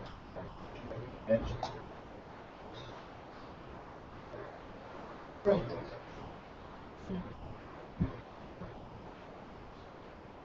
Okay, so if they say, I believe we eventually become human, then we're still back to where then in category 3 is the exact moment they become human. And the moment they say, no pun intended, let's say, when you're a newborn, well, what's the difference between birth and right before birth? And then what's the difference there before there and there before there? And what we'll discover is that there's a difference in degree. You were a little older by one day, or you were a little more developed, or you were in a slightly different environment. But what we're dealing with at fertilization isn't a difference of degree, it's a difference of nature. Before fertilization, you have a sperm and an egg. Those are different kinds of things. At fertilization, those two things cease to exist and take on the whole new identity, namely that of a zygote. And from the zygote onwards, there's no change to what you are. There's just a change to what you do or what you look like. So you mentioned you believe in human rights. Who gets human rights? Humans, right?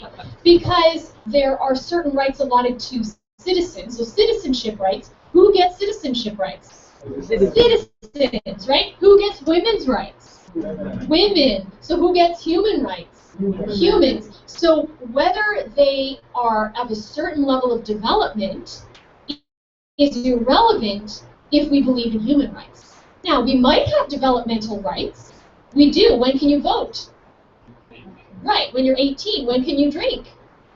21. So there are certain kind of, we might call them rights, that, or privileges that we give to people that are grounded in certain things, like how old we are, how developed we are.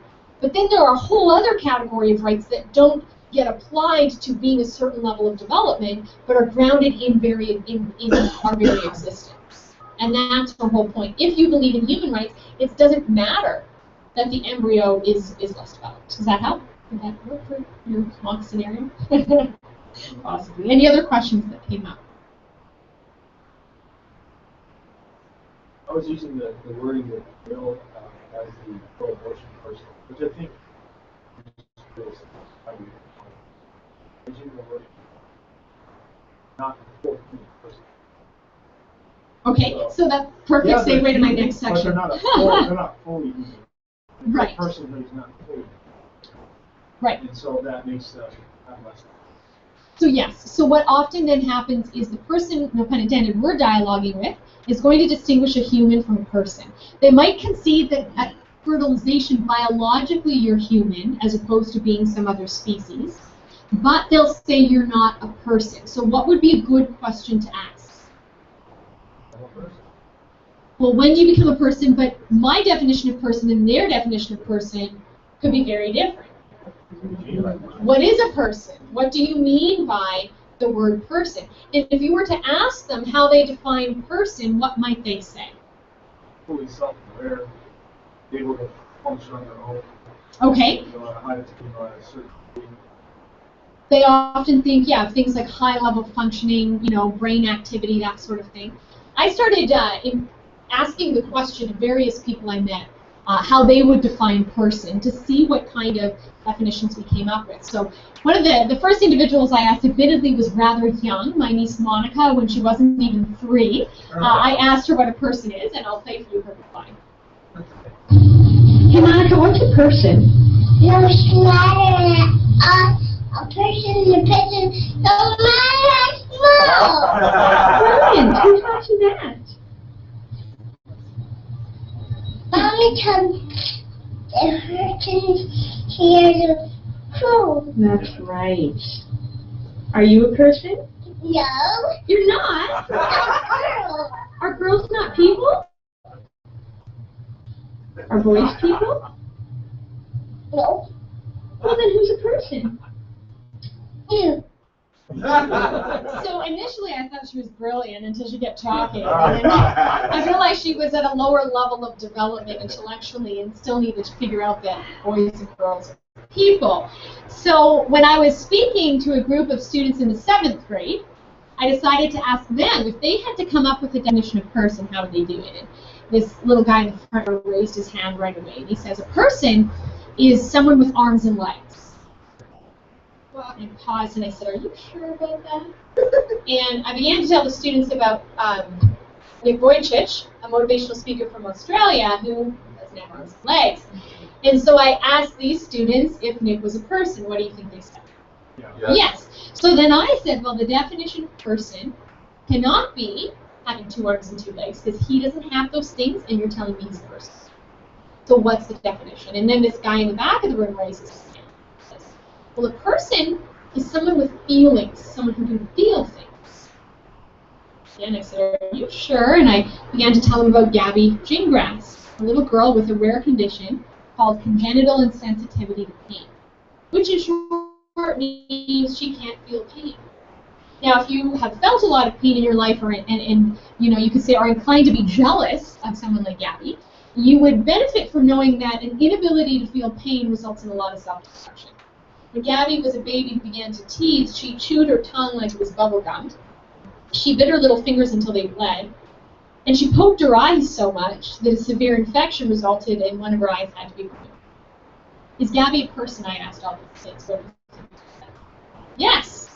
And I said, well, then the definition of person can't be feeling things like pain, because she doesn't feel that, and she's a person. So what's a person? And then this girl in the front of the room raised her hand, and she says, well, a person is someone who can think and talk. And I said, well, my nephew Francis, when he was born, he couldn't really think and talk. Was he a person? And they all said yes. So then I said, the definition of person can't be thinking or talking. What is a person? And then there was this girl at the back of the room who was waving her arm, the keener, who should have been at the front. She was kind of like trying to get my attention. And finally I said, yes, how would you define a person? And she was rather angry, you could say, that I made her wait so long. And so she goes, look, it's really easy to figure out if someone is of the species Homo sapiens. And if they are, then they're a person. Now, interestingly, what this girl was expressing is a sentiment. Yes. What she said was consistent with the United Nations Universal Declaration of Human Rights. That document was adopted in the late 1940s. What happened in the beginning of the 1940s? World War II, when what humans weren't considered persons? Jews. In the late 1940s, the United Nations decides to bring forward a document called the Universal Declaration of Human Rights, not person rights, but human rights, because they knew on the heels of the Holocaust the dangers that arise when some humans are deprived of the legal term personhood. Human is a biological category. Person is a legal term used to define the groups of individuals that get protection and those that do not. In the Universal Declaration of Human Rights, it says all members of the human family have the right to life. So what do we need only prove? That the preborn child is a member of the human family, which we easily do by asking what question? What are her parents? That's right. So by establishing that by having human parents that she's human, and all members of the human family get human rights, then it doesn't matter whether we consider them preborn persons or not. The fact that they're human gives them the human right to live. But here's a very interesting point. That UN document does say everyone has a right to recognition of personhood everywhere before the law. So that language is acknowledging person is a legal category, and it says if you're human, you get recognition as a person everywhere. And so we see that when people say the preborn aren't persons, what they're doing is distinguishing someone's right to life from being grounded in their humanity, and instead making the right to life grounded in their abilities, which is what they're saying, you know, personhood is. So when someone says a person is someone who's rational or conscious or can think or feel pain, what I like to do is take on the identity of a toddler. Now, that may not be obvious to them, but by that I mean there's one particular question toddlers like to ask their parents. And then when they get their answer, they ask the same question again. And then when they get the different answer, they ask the same question. Right. Why? So when they say a person is someone who's rational, conscious, or self-aware, I look at them and I say, why isn't the embryo rational, conscious, or self-aware? What are they going to say? They might say, well, it's less developed. What am I going to do? Why is the embryo less developed? What are they going to say? Younger. It's younger, or it hasn't had time. Or they may say, well, the embryo isn't rational because she doesn't have a brain. What question do I ask? Why doesn't she have a brain? What are they going to say?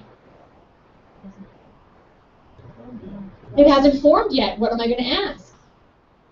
Why hasn't it formed yet? What are they going to say?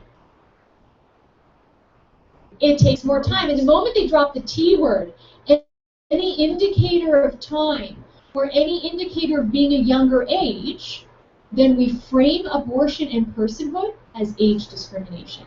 And I can tell you, I've done this successfully in conversation after conversation, so that the person has a very difficult time maintaining a pro-abortion stance. So if the preborn child can't do what you or I can do, ultimately because they're younger, wouldn't that be age discrimination? Why should those of us who are older have a right to kill those who are younger? How old are you might ask? Really hoping you're older, just so you can prove a point, in theory, of course. So the point is, you want to show them that any criteria they come up with is often grounded in age, and to permit abortion for those reasonings would be to permit age discrimination. And if it's wrong to discriminate based on skin color or ethnicity, why is it okay to discriminate based on age?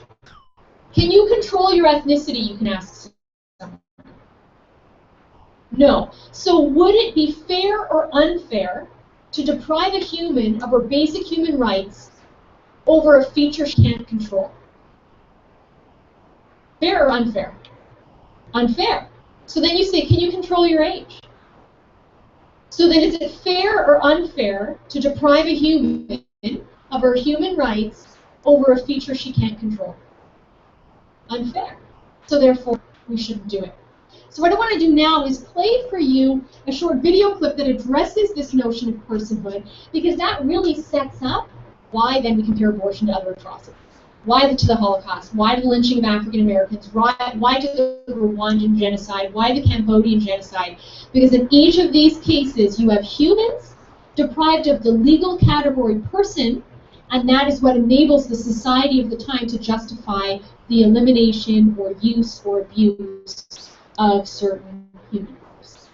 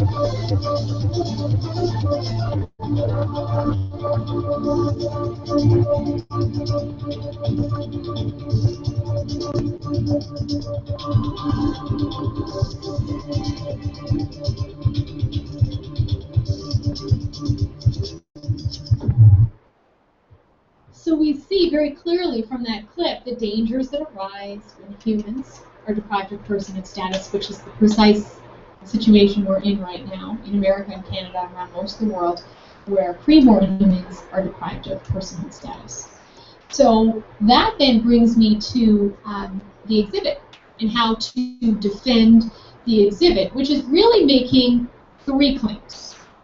Claim number 1, that abortion is wrong. And we have the evidence of the child being killed through abortion. Claim number 2, that abortion is comparable to historical atrocities.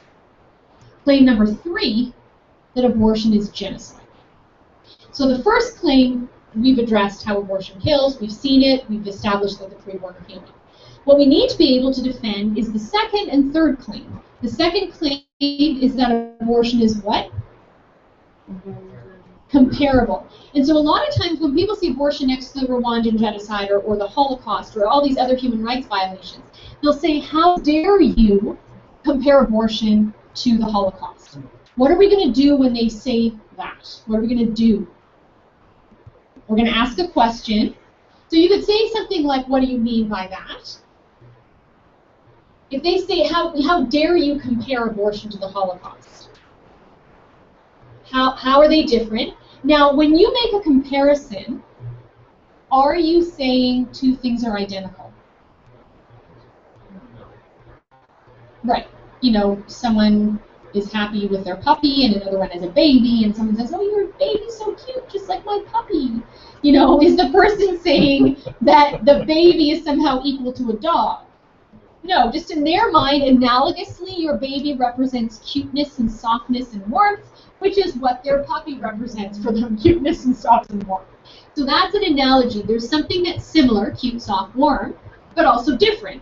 One species versus another species. You gave birth to it, another dog gave birth to it. So we see there's differences and similarities. So when someone sees abortion being compared to the Holocaust, they're often thinking, how dare you say these are identical? And are we saying they're identical? No, we're saying they're comparable. So if they point out differences, if we can agree with those differences, we should admit that. Because, you know, I agree with you, that's actually a really good difference. And just as I agree with you about difference X, will you agree with me about similarity Y? So you ask questions. Well, this isn't comparable. Why isn't it comparable? You can't compare the Holocaust, the killing of innocent humans, to a woman's right to choose. What is that telling us? What they think. They're focusing on the woman. What do they think about? What do they think about the Holocaust through the language they've just used? That it's terrible and that it kills innocent humans, and that abortion isn't at all about killing innocent humans. So that's what you say. Oh, if I'm hearing you correct, your position makes a lot of sense if the preborn aren't human. If you don't think the preborn's human, I agree with you. This would be a horrible comparison to me. I guess my question is, if abortion did kill innocent human beings the way the Holocaust did, wouldn't the two be comparable? Yeah, but it doesn't, so it won't. Or it doesn't, so it isn't. Okay, and then what are we now focused on? If the preborn is human or not, whether abortion kills humans or not. So now we see that the comparison may have drawn someone to the exhibit, but just like all the other analogies we went through at the beginning, what we still need to stay focused on is establishing in their mind that the preborn child is human. So at the exhibit, we hand out these little brochures, and on the inside of the brochure, we have how abortion is comparable to other genocides. So one point of comparison is personhood is redefined to exclude the victim class. So in one case it's ethnicity, in another case skin color, in the third case it's age. The victim class is considered to be subhuman. I've talked to people who say the preborn child is just a, what P word do they use? The preborn child is just a dehumanizing word to refer to the parasite. What is a good question to ask? What is a parasite? And then hope you have some kind of phone in which you can Google it. There are two definitions of parasite. One definition says a species that lives off the host of another species. How would that not apply to the preborn? Preborn They're the same species. So the preborn, so as a parasite is a species on the host of another species, well, that's not relevant here because the preborn is in the same body of the same species. The second definition is a person who takes advantage of or uses the hospitality of others. How does that definition not work in their favor? It was the second word I dropped in my definition. A what? A person. So there's a parasite, which is one species and another species, not relevant. Or the second definition is a person who takes advantage of or uses the hospitality of others. But that definition is implicitly acknowledging that the parasite is what? A person, the very thing that they don't want to acknowledge. And of course, if we want to grant them that, we can say, well, at the very least, you have to admit that the preborn child is a person. So then we have to ask, would we ever call a 2-year-old a parasite because she is a person who relies on the hospitality and generosity of someone else? No, but would we perhaps classify the adult child relying on the hospitality of someone else who is capable of caring for themselves? So what do we see the difference is? Why won't we then use the 2-year-old with that label?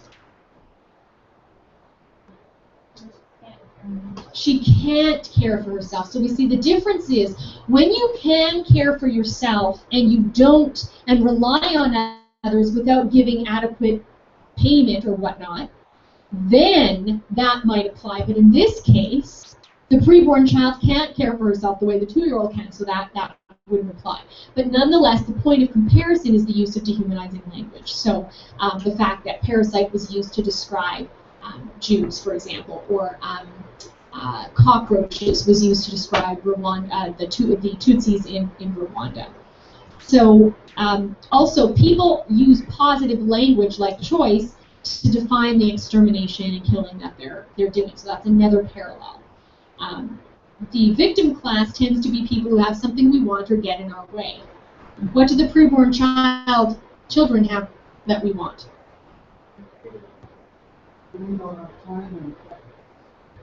Well, they get in our way. That's how they get in our way. But what do they have that we want? Bill? I don't know if everybody realizes the plastic package around the way. Oh, perfect. Everyone's in possession of one of these. How do the preborn, what is it the preborn child, what do they have that at least some scientists want? I knew that would trigger it. Right, so stem cells, for example. So they either have something we want or get in our way. We see that with the Holocaust, right? Well, maybe the Jews have something I want. They have bodies that I can experiment on. Let me do some hypothermia experiments.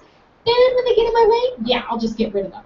So we do a similar thing with preborn children. So as we can see, any point abortion advocates make that these two have differences isn't really relevant. I'll admit there's differences, but do my points of similarity stand? And if my points of similarity stand, then the comparison stands. So then the third point we make in the exhibit is what? That abortion is genocide, not comparable. That was the second thing. The third thing is, and the wording on this, it says, how can you compare abortion to genocide? But the actual exhibit is claiming abortion is genocide. So what is a good question to ask of someone who says abortion is not genocide?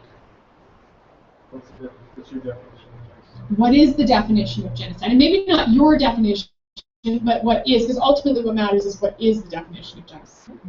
So then, what's interesting is you will see, and this points this out, that there are some slightly different but generally similar definitions of genocide. So if you look in 1948, the scope of genocide in terms of the types of groups was national, ethnic, racial, and religious groups.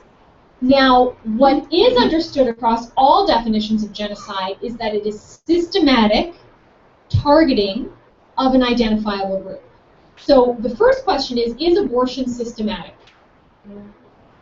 Yes, you've got clinics set up across the country with medical professionals trained to exterminate these lives and receive payment for such extermination, and then you have the law protecting those participating in the extermination. So does that sound systematic?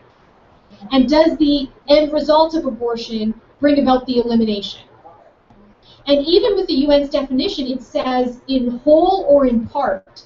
So it does not have to be the entire group. It can be a part of a group. How many pregnancies end in abortion? What rate? Like how many pregnancies per?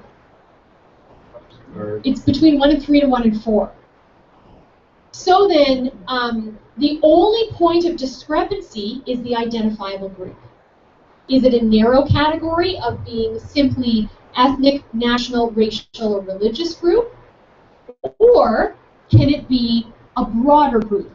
For example, the analogy I like to give is to say, if people who had same-sex orientation were not considered persons before the law, and if there were killing centers set up across the country where individuals with same-sex orientation were taken, and not all of them were killed, but 1 in 4 of them were killed with our tax dollars and by medical professionals, would you say that that is systematic killing of a specific group warranting the term genocide? What are they likely going to say? Yes. But were they thinking sexual orientation in 1948 when they talked about national, racial, or religious groups? No. But we see that if it's an identifiable group, that very much would readily apply. So the only bone of contention is whether age category is an identifiable group. But in every other way, we see very much this applies to a systematic, direct killing. They're an identifiable group. Well, maybe they're not a religious group, but why would we identify a group as fitting in the category of being religious, but we won't allow sexual orientation, or we won't allow age, or we won't allow educational status? So if you look at, for example, which is the front picture here, the Cambodian genocide, people were targeted based on their educational level. So if you had glasses or anything that indicated that you had somehow been an academic or had certain privileges that enabled you to advance yourself, that you were targeted. And the Cambodian genocide is considered genocide, even though it doesn't fit into national or religious or racial group the way, say, the Holocaust would fit into that category. But ultimately, when people say abortion, you can ask them the definition of genocide, but here's a more fundamental question. Do you believe abortion is homicide? If abortion is not homicide, could it maybe be genocide? No. Abortion must be homicide to be genocide. Not all homicide is genocide. You randomly kill your neighbor, that's not genocide. But all genocide is homicide. Here's why this is important. It is a waste of energy and entirely futile to go back and forth about the term genocide and whether we should have a narrow or a broad definition of identifiable group if the person we're speaking with doesn't think it's even killing at all. So what we want to say is, that's a fair point. Some people are asking and claiming this isn't genocide. I'm curious, setting aside that politically charged or loaded word for a moment, would you at least acknowledge abortion as homicide? And if they don't believe it's homicide, what are we going to focus on? Proving it's homicide. and we're going to throw genocide out the window because they do not even think it's killing. So of course it can't be genocide if it's not homicide. So you keep your conversation focused on it being homicide. So therefore, the likelihood of you having too many conversations about genocide is very low, because the vast majority of people don't think it's homicide, and if they do, then at this point it just becomes a technicality of how broad a type of killing do we think it is. And hey, if we can get everyone that far, fantastic. But most people aren't even there. So then we ask that question. Okay, what I want us to do now is practice someone saying it's not a person, and I want the other person to respond by saying, how do you define person? What is a person? So you can practice the whole, well, why can't they think? Well, why? Because I want you to practice framing it as age discrimination. Okay, so just turn to your partner and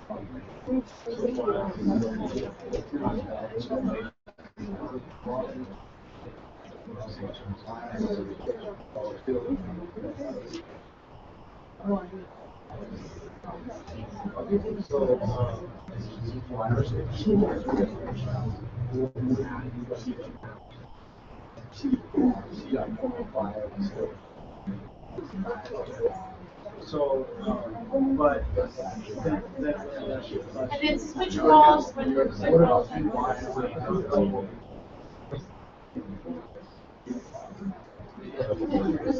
Yes. So you're saying, so really it's a matter of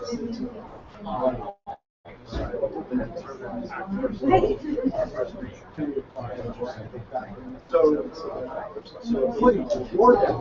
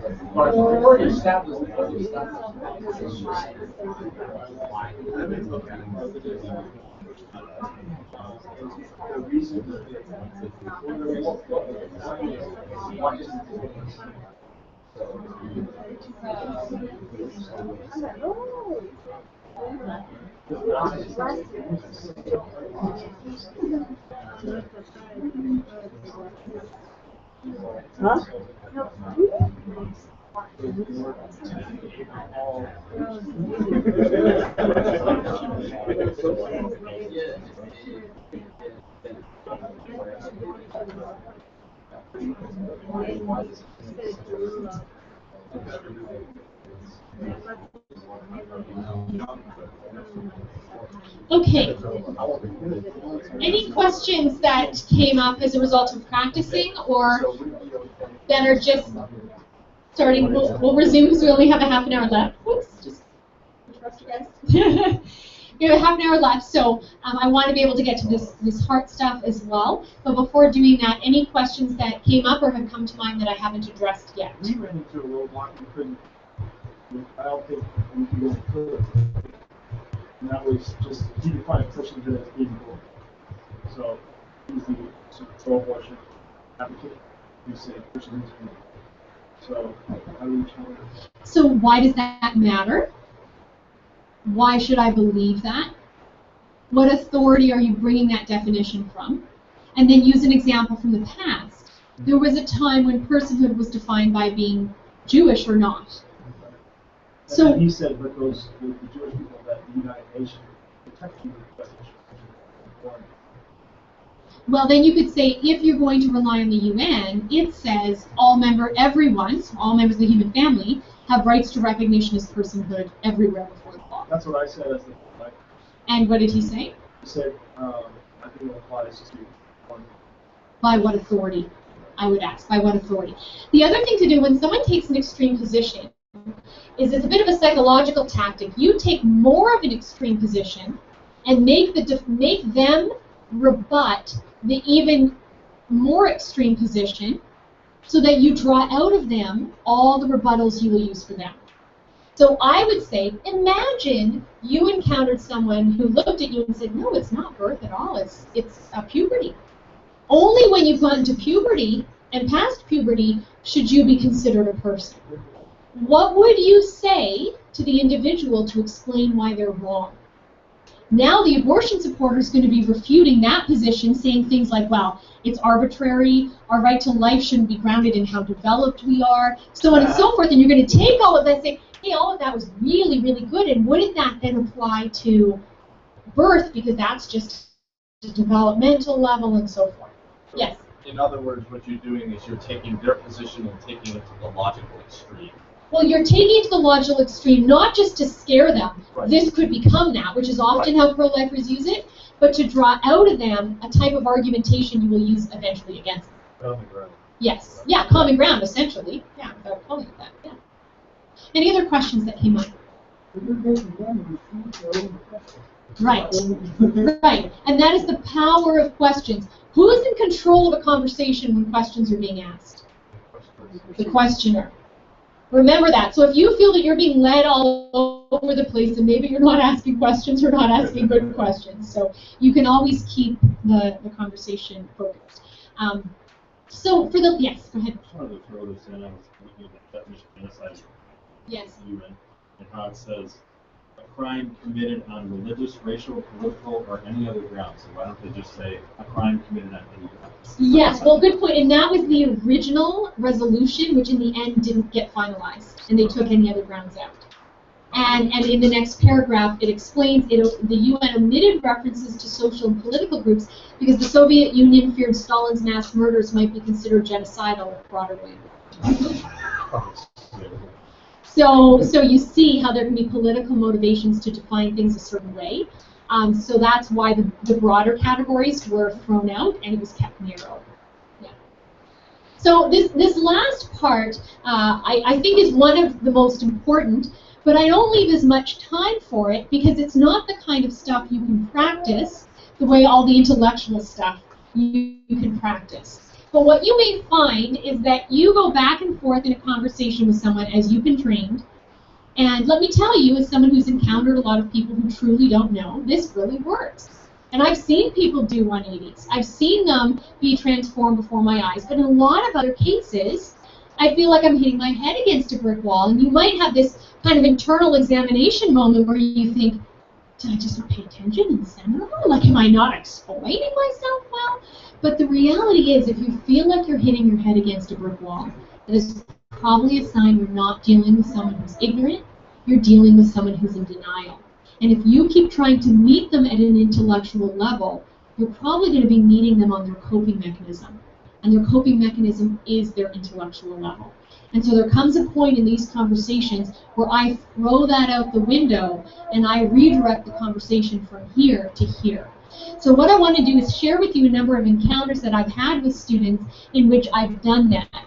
And I think the best way to give you ideas for good questions that you can ask should you meet students like this is to tell you my experiences rather than have you practice it, because when you're dealing with hard stuff, you're dealing with real people with real life experiences, which can't necessarily be acted out in the kind of role playing I had you do with each other.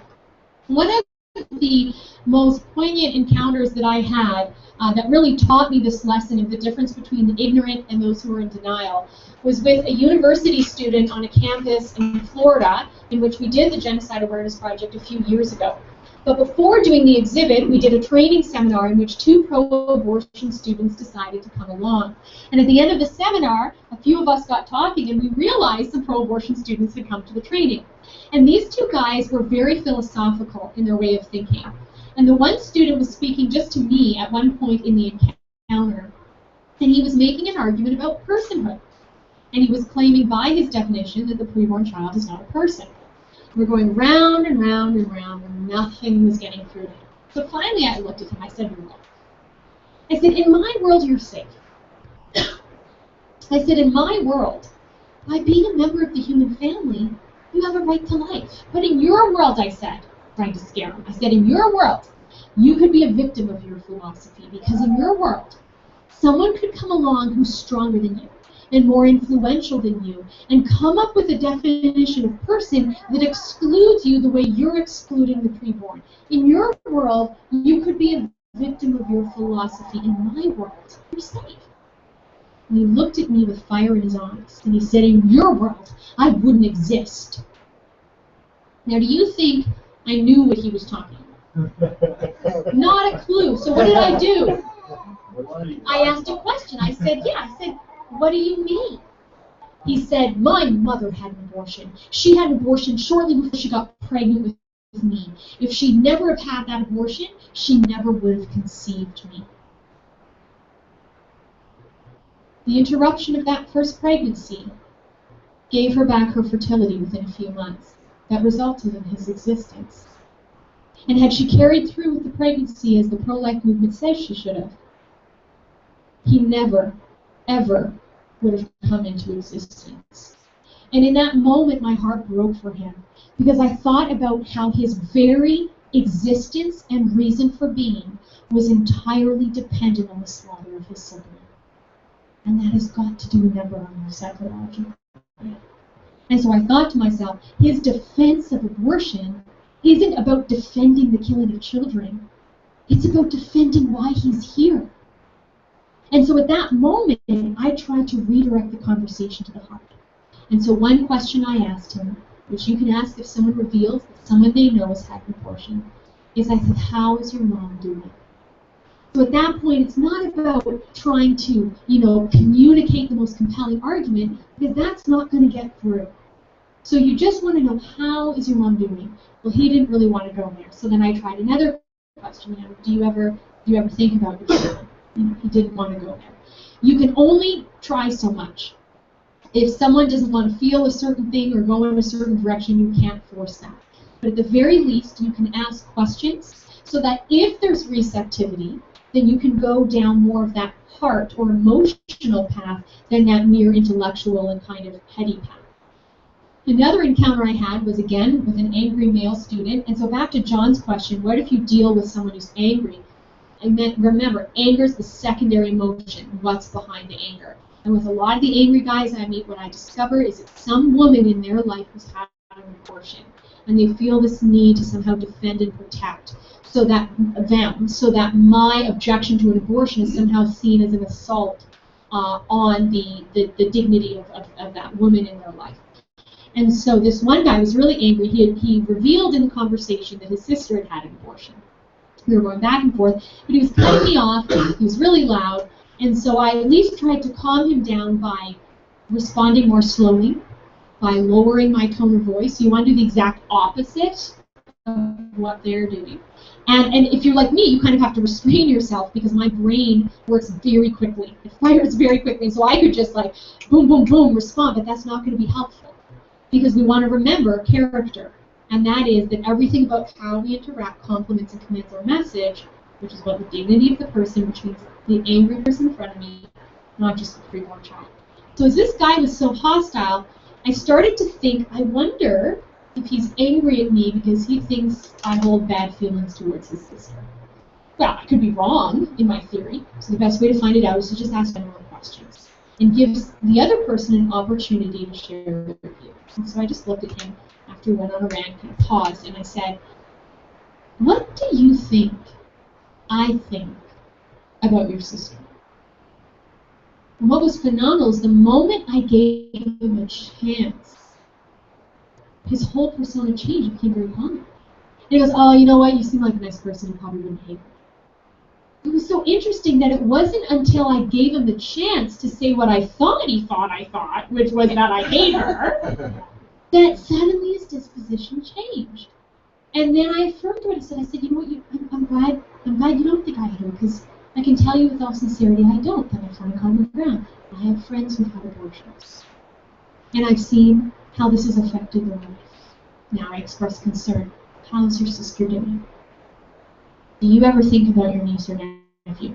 And in his case, he suddenly became very receptive, so that I even offered kind of a technique that is used typically in post-abortion healing, and I said, you know, have you ever thought of nicknaming your niece or nephew? I mean, you don't know the gender, and I don't know if your sister ever thinks about the child, but just for your own well-being, since you know what happened, for you to be able to recall the child with a name, a way of personalizing and humanizing your niece or nephew that you never met. And then they said, or have you ever thought of planting a flower or a tree or something as a way of having a memory of the child that is more about the child's life than about the child's death, and throwing these, ideas out there. In another situation, a friend of mine was debating with a student and getting nowhere, and they were debating about when life began. So my friend called me over and invited me into the conversation, because one of the rules we always have at GAP is that you don't interrupt conversations. Because if I built a rapport with someone and then another person comes along, no matter how brilliant they are, and just interrupt the conversation, the person I'm speaking with, they'll leave. I have seen it happen. They'll walk away. But if I'm talking with them and I'm struggling and I say, I just don't think I can answer your questions adequately. Do you mind if I invite my friend over? I think she could explain it better. If they give permission, sure. Now you're introducing someone that they also have invited in, and they're not likely to just walk. So my friend did that. She introduced me to this girl, and she revealed something in the introduction that the girl had recently disclosed to her in the conversation. Stephanie, she said, I'd like you to meet Sarah. Sarah was conceived by in vitro fertilization. And anyways, we're just talking about when life begins. And my friend knew enough to know that that was an important fact for me to be aware of. Why do you think it was important for me to know that this girl was conceived by in vitro fertilization? So they were discussing when does life begin, and I was there to try to explain when life began, and I was going to have a very difficult time doing that, because her issue was not an intellectual one, it was an emotional one. If life begins at fertilization, then the children conceived by in vitro fertilization have to come to terms with the fact that they are possibly one of 20 survivors. And if they were an only child, the siblings they always desperately wanted actually did exist, but their parents kept them in freezers. Their parents abandoned them. If they have conflict with their parents and feel that they failed their parents and they're not good academically, if life begins at fertilization, then will my parents think that they wish that they had picked another embryo and actually kept me frozen? And so there's this whole identity crisis that comes as a result of how someone was conceived. And this is an increasing challenge in our conversations on college campuses, because the 18 to 22-year-olds that we're encountering now are of a generation in which IVF was used through the roof, very high numbers of IVF children. And so we have to be aware of the fact that, like the student that I spoke to whose mom had aborted his sibling, people unfortunately confuse the wrong way in which they came about with calling into question their very identity and dignity. And regardless of how someone was conceived, they are still someone of great value and someone of great dignity and a human of human rights. But they may intuitively feel that they're somehow less because of that. And we want to convey that, if someone even came into existence as a result of a one-night stand, they're still valuable. So in the same way, yes, even if 20 children were killed for one children to come to be. How that child came to be, totally wrong, but who came to be, absolutely valuable and worthy of dignity.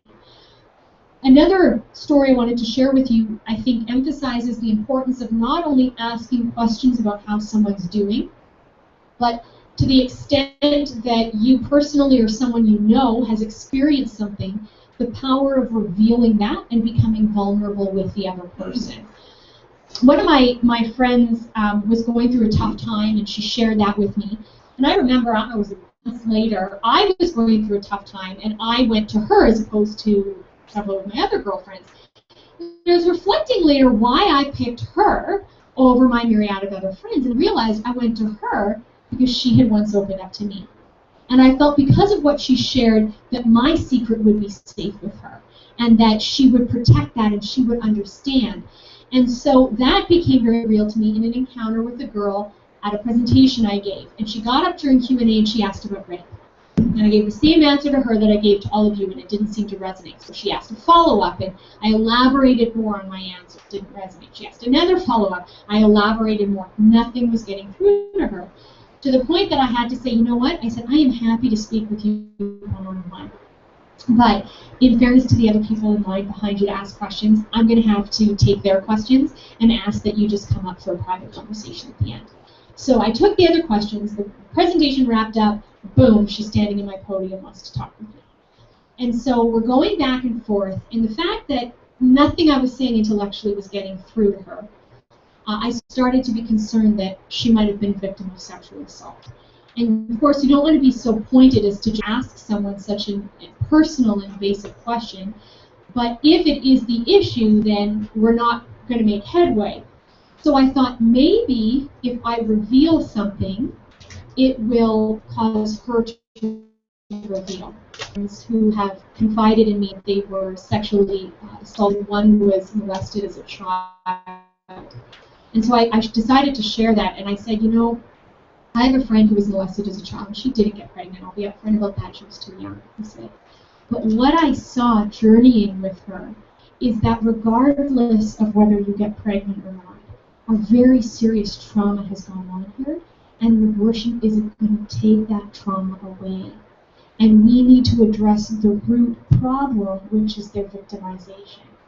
And the girl looked at me with a deep sadness and a knowing in her eyes, and she said, yeah, 10 years and counting. And so I looked at her and I said, I am sorry for your suffering. And she said, well, I'm sorry for your friend. And so at that point I said, how are you doing? Are you safe? Is the person who hurt you still in your life? Not rapid fire, but I'm asking these kinds of questions to care for her well-being.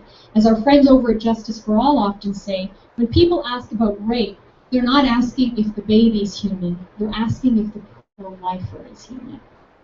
Do we care about the victims of sexual assault as much as we care about the products, possibly, of sexual assault? And so don't be afraid to set aside that academic, intellectual approach and just deal with the person in front of you. That may be what they need, and God will work through them. Another kind of line of questioning I like to ask people is, what is your earliest memory of learning about abortion? How old were you, and what did you think? Did it change? When? Why? Why do you think I'm interested in all that?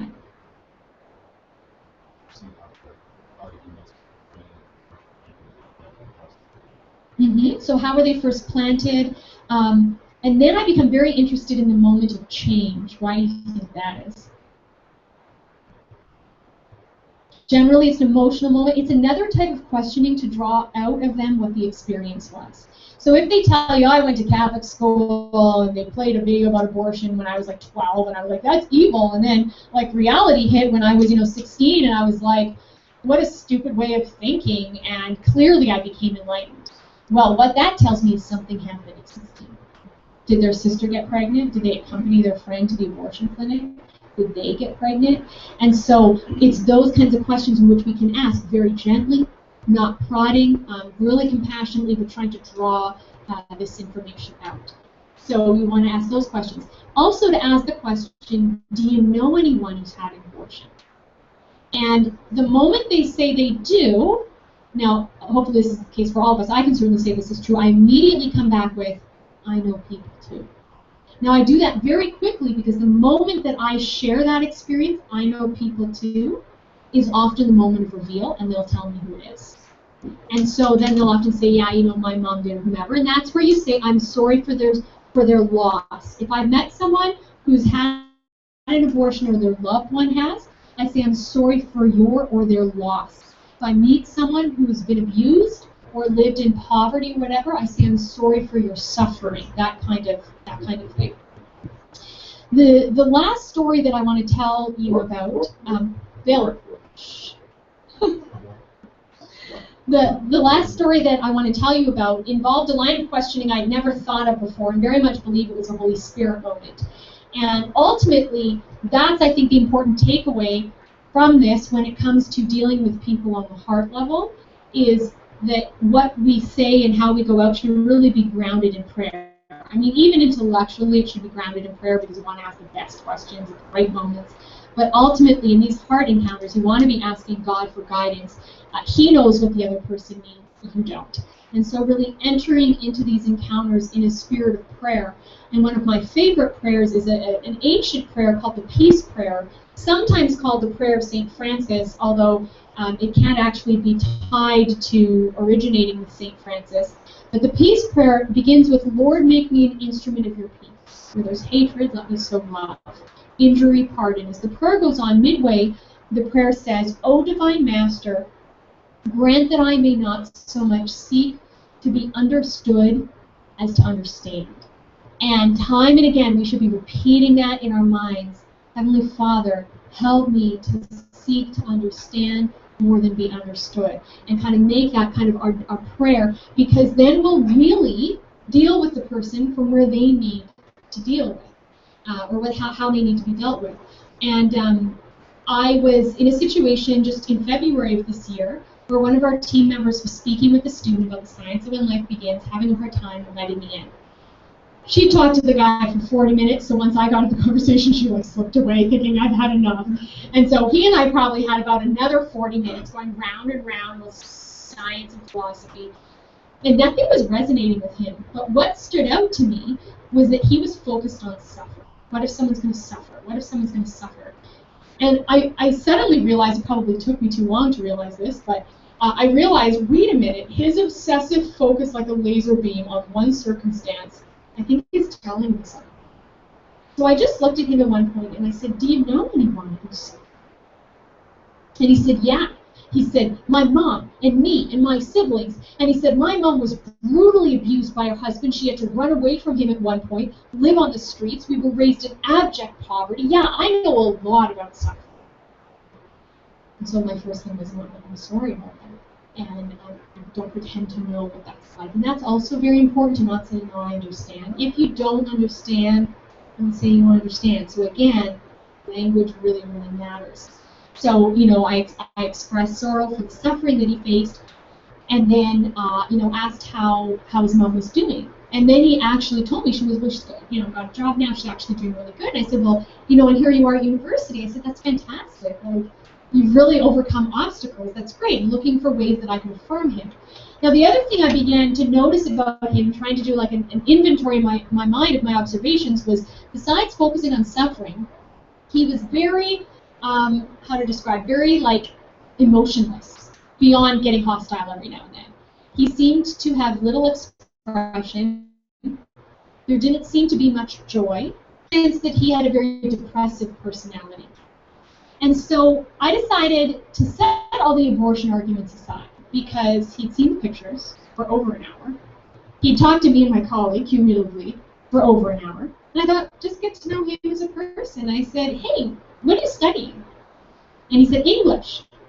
So I like English, and I also have a big passion about writing properly. Like, I'm a bit of a grammar police, and people don't write well, it kind of bothers me. So I thought, okay, common ground. I'm like, that's fantastic. Of course, I'm just a naturally enthusiastic person. I'm like, that's fantastic. I'm like, it drives me nuts when people can't write well. Good for you. We need better writing in this world. And of course, he's just like, lack of emotion. Like, who is this woman, kind of thing. And then I said, so what do you want to do when you're done? And he's like, I don't know. And I'm like, trying to be funny. Yeah, I mean, what do you do with an arts degree, right? I mean, I have a poli-sci degree. What do you do with that? Now, you can only jab a certain field if you yourself are in the field, so you can't kind of be bugging yourself. So again, that didn't really make him laugh. So, you know, we're just going back and forth, and I was trying to find like random questions to get to know him, and then I believe it was a Holy Spirit moment, but this question came up in my mind, and I said, John, I said, what gives you joy? And he was silent for a moment, and he said, when I'm sitting in front of my TV with a big bag of chips, and I stick my hand in, and I stuff my face.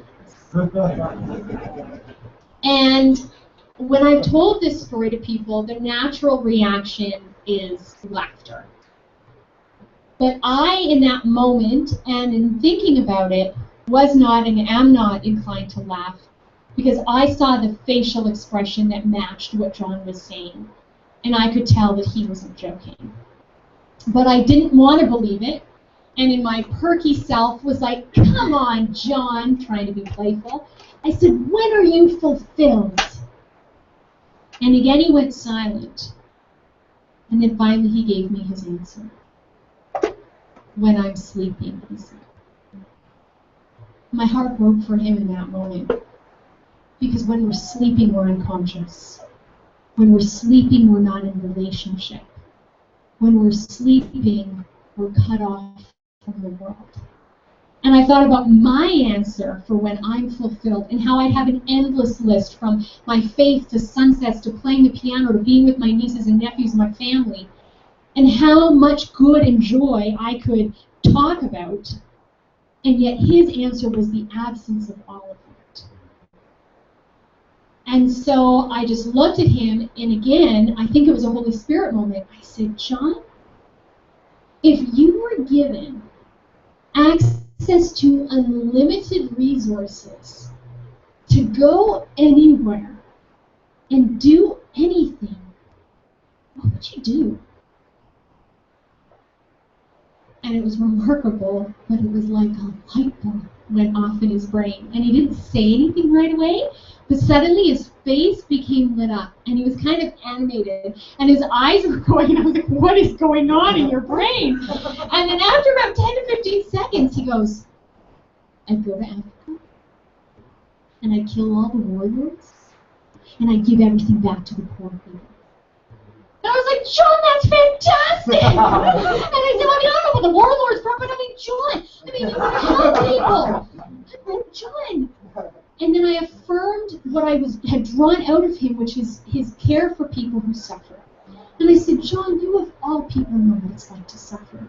You know what it's like to be a victim of injustice, and you recognize that when other people are in the situation, you want to help them. And then how can I affirm him? I said, John, that's great. And then he goes, oh, I know what you're going to do.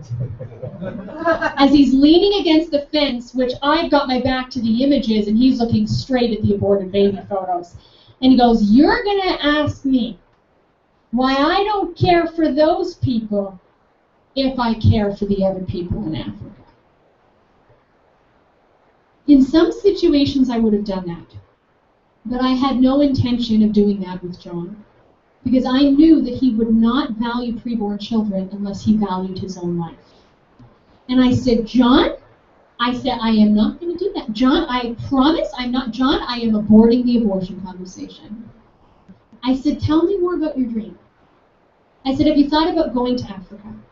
Joining some team in which you could do a volunteer vacation, because I didn't know if he was religious, and I wasn't going to use the ministry code word, but these things do exist where you can have volunteer vacations that aren't necessarily overtly religious, and you go and help people in need, and instantly the pessimist in John now, because the warlords are going to take over everything I built today. And I was like, John, I said, then go to And so I said, I had a dream. And for me, it was totally different for me, but I couldn't explain why. I said, I had a dream to go to Eastern Europe and just rock babies. I said I couldn't explain it, but it was a part of the world I wanted to go to, and I love babies, and I just wanted to rock them.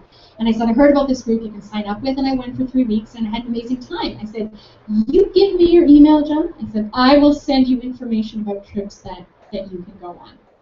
And so to wrap it up, what I wanted to do was tell you about one of my experiences in Romania, because I think it ties into what my experience was ultimately with John.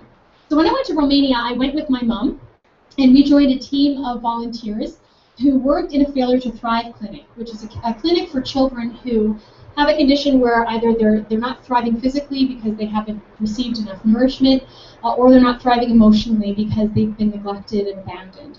And so at this particular clinic, we had enough volunteers as there were children, and so it was one-to-one, and I was given a precious boy by the name of Christy Daniel who had Down syndrome, and my mom was assigned to Alina. And Alina, when we got to the clinic, was 6 months old, and she weighed only 6 pounds. Alina had recently come out of isolation, and at the clinic we were at, isolation meant you're a new arrival, and for the first 2 weeks you're in a room by yourself, that nurses or other volunteers will come in and do the basics by feeding you and changing you, but they have to be masked up because they don't want you to expose other children to possible diseases or other things that you come with.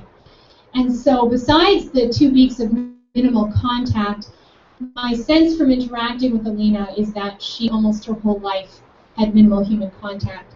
First of all, she had very severe fetal alcohol syndrome, and so I doubt she was even in utero for 9 months, but the length of time she was in utero was essentially a time of pumping alcohol straight into her tiny body.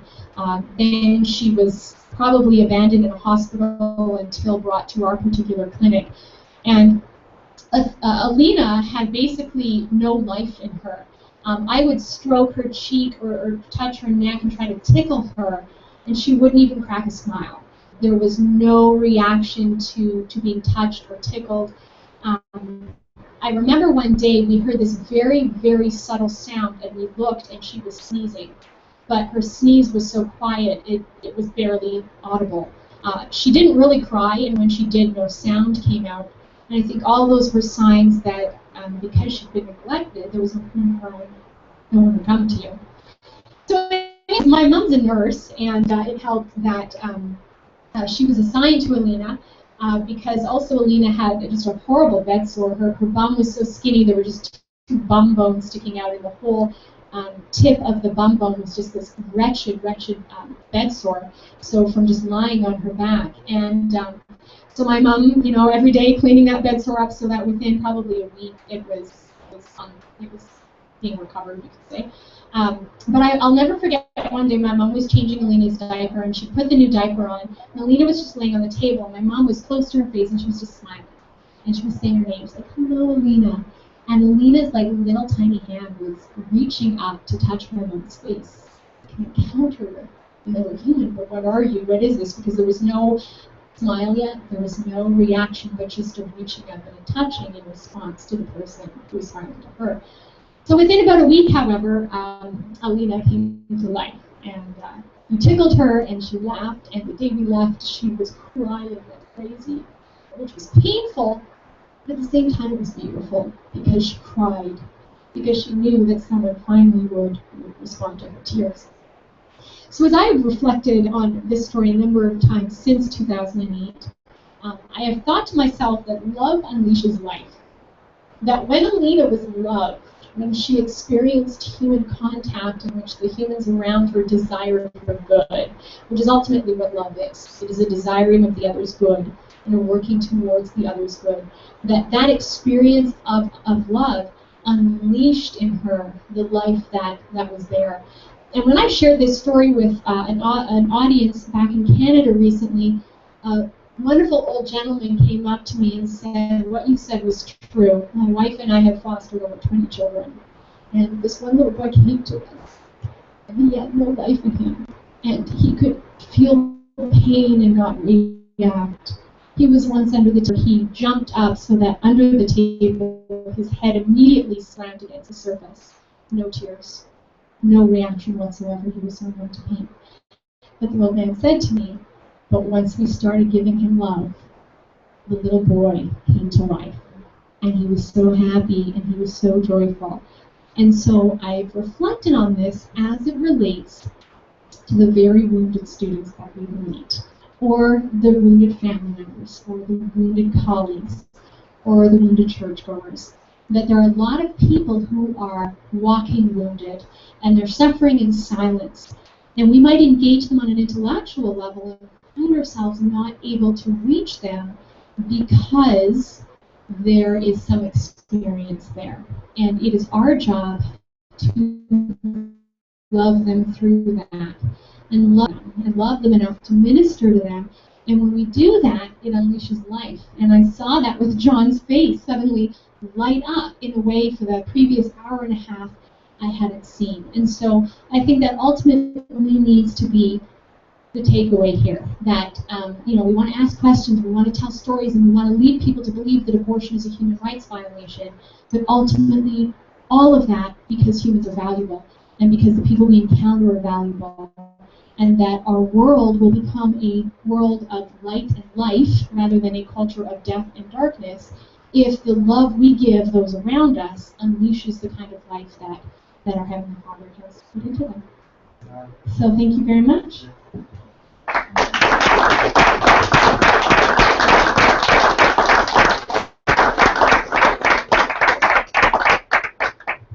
Thank you, Stephanie. Should have been 1,000 people here. That's wonderful. Thank you. I just want to give you a little bit of the practical things because we want everyone here and others to come join us for these next 2 days. And Stephanie summed it up perfectly. We're all doing this because we love the kids on this campus. So that's why Marinathle's here. That's why the pro-lifers are here this week. There's 50,000 students here. There's 25,000 women, let's say. 5% of college women have an abortion. So that's a lot of it. It's 40,000. And assuming the person's pregnant for 9 weeks, so there's hundreds of girls on this campus every day who will abort. And they don't even know that. And we have to do that. That's some of the people that you reach and people beyond it. So I want you to please consider joining us. Inside the packet, if everybody would open the packet, besides having my lovely business card, it says that my goal is to make abortion unthinkable, which we will borrow from somebody. If you want to come with us, please consider filling out the yellow form. You don't have to fill it out now. If you don't want, you can bring it in the morning. Please do. Unlike Stephanie, I had 5 points. Although this is, as you know, the shortest volunteer form you've ever seen. I think the real one has 12. But number one, I will treat people with respect, even if they're angry or verbally abusive. Just have beautiful lessons on how to do that. 2, I will not shout at people.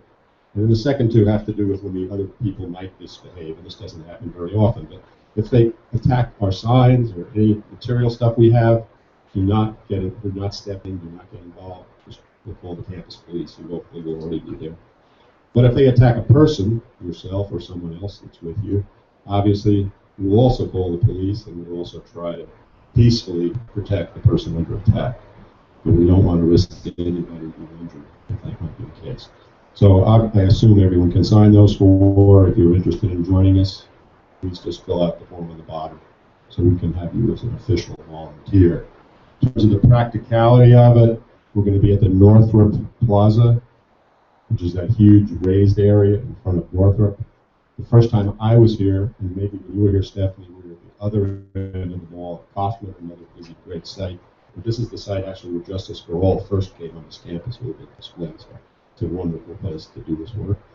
And we'll try to be there from about 9 to 4 each day for those of you who would like to come and participate or just stand and learn or pray for us as we're there, etc. But for those of you, especially the men that are muscular, like my son-in-law standing there, Aaron, Parnell, Grant, all these big Christian men with their muscles, we need you at 7:30 in the morning at that site. Each day, Monday and Tuesday. I said Elijah nodding, you're coming.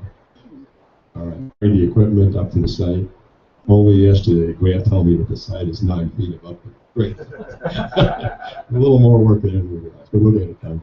And a few of you already know, I think, Parnell and Grant and Darren and I.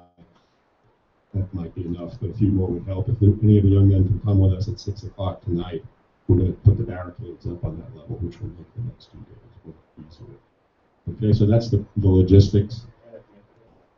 Well, yeah, at the end of the day, we don't want any men during the day. We just want young ladies who learn all of this stuff and lessons to love on the students and interact.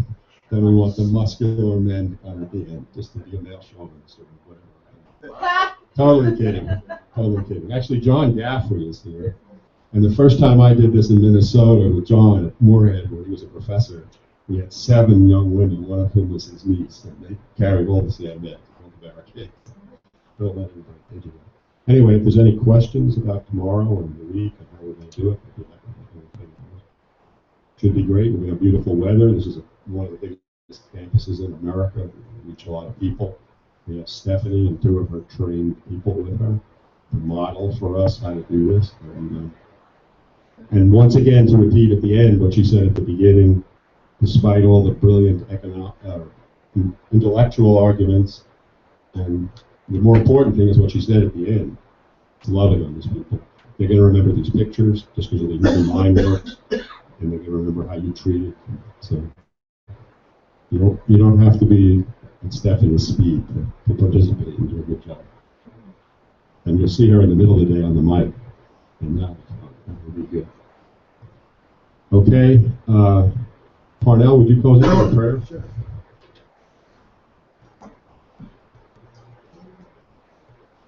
Father, we just thank you so much for letting us come today, and Lord, we just thank you for bringing us the caliber of the people that you brought to us, Lord, through the gap and through the Senate environment that you're headed up, Father, Stephanie and the team, and Bill and his team. And we thank you for the students here and the people here, Lord, part of this ministry and other ministries around the Lord, and people who care from around, Lord. We just thank everyone present and just equipping us, encouraging us, and ministering to our hearts.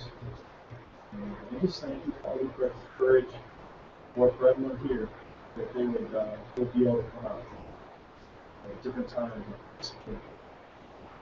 We just lift up this event to you, Lord, tomorrow and the next day. Father, we ask for lots of participation, and Lord, we ask for you to watch over what happens, that we would be civil, that we would, Lord, like we were taught, we have knowledge and wisdom and character, you give us grace to exemplify people who care, that you would give us your heart for everyone that comes to the exhibit, that we would have your grace, or when people are angry, rude, that we wouldn't respond in the flesh, but we would just have your compassion. And just give us confidence, just make us bold, Lord, to be out there, to participate. Thank you, Lord. We just pray, Lord, that your Spirit would change the hearts of the people that see this exhibit and really spread, and change the hearts of the students in this campus to care about others, about unborn, about mothers. You would save babies, you would heal mothers and fathers, and save mothers in the future. Just thank you for the redemption that you will bring through this event. Just pray for protection and your grace in Jesus' name. Amen. Thanks, everybody.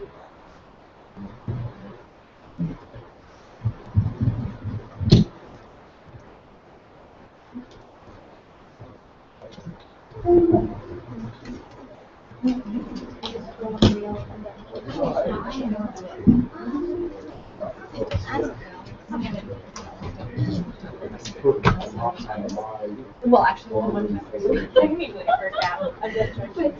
Yeah. So yeah.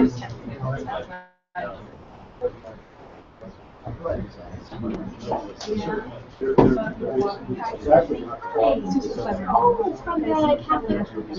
Yes, great. Good.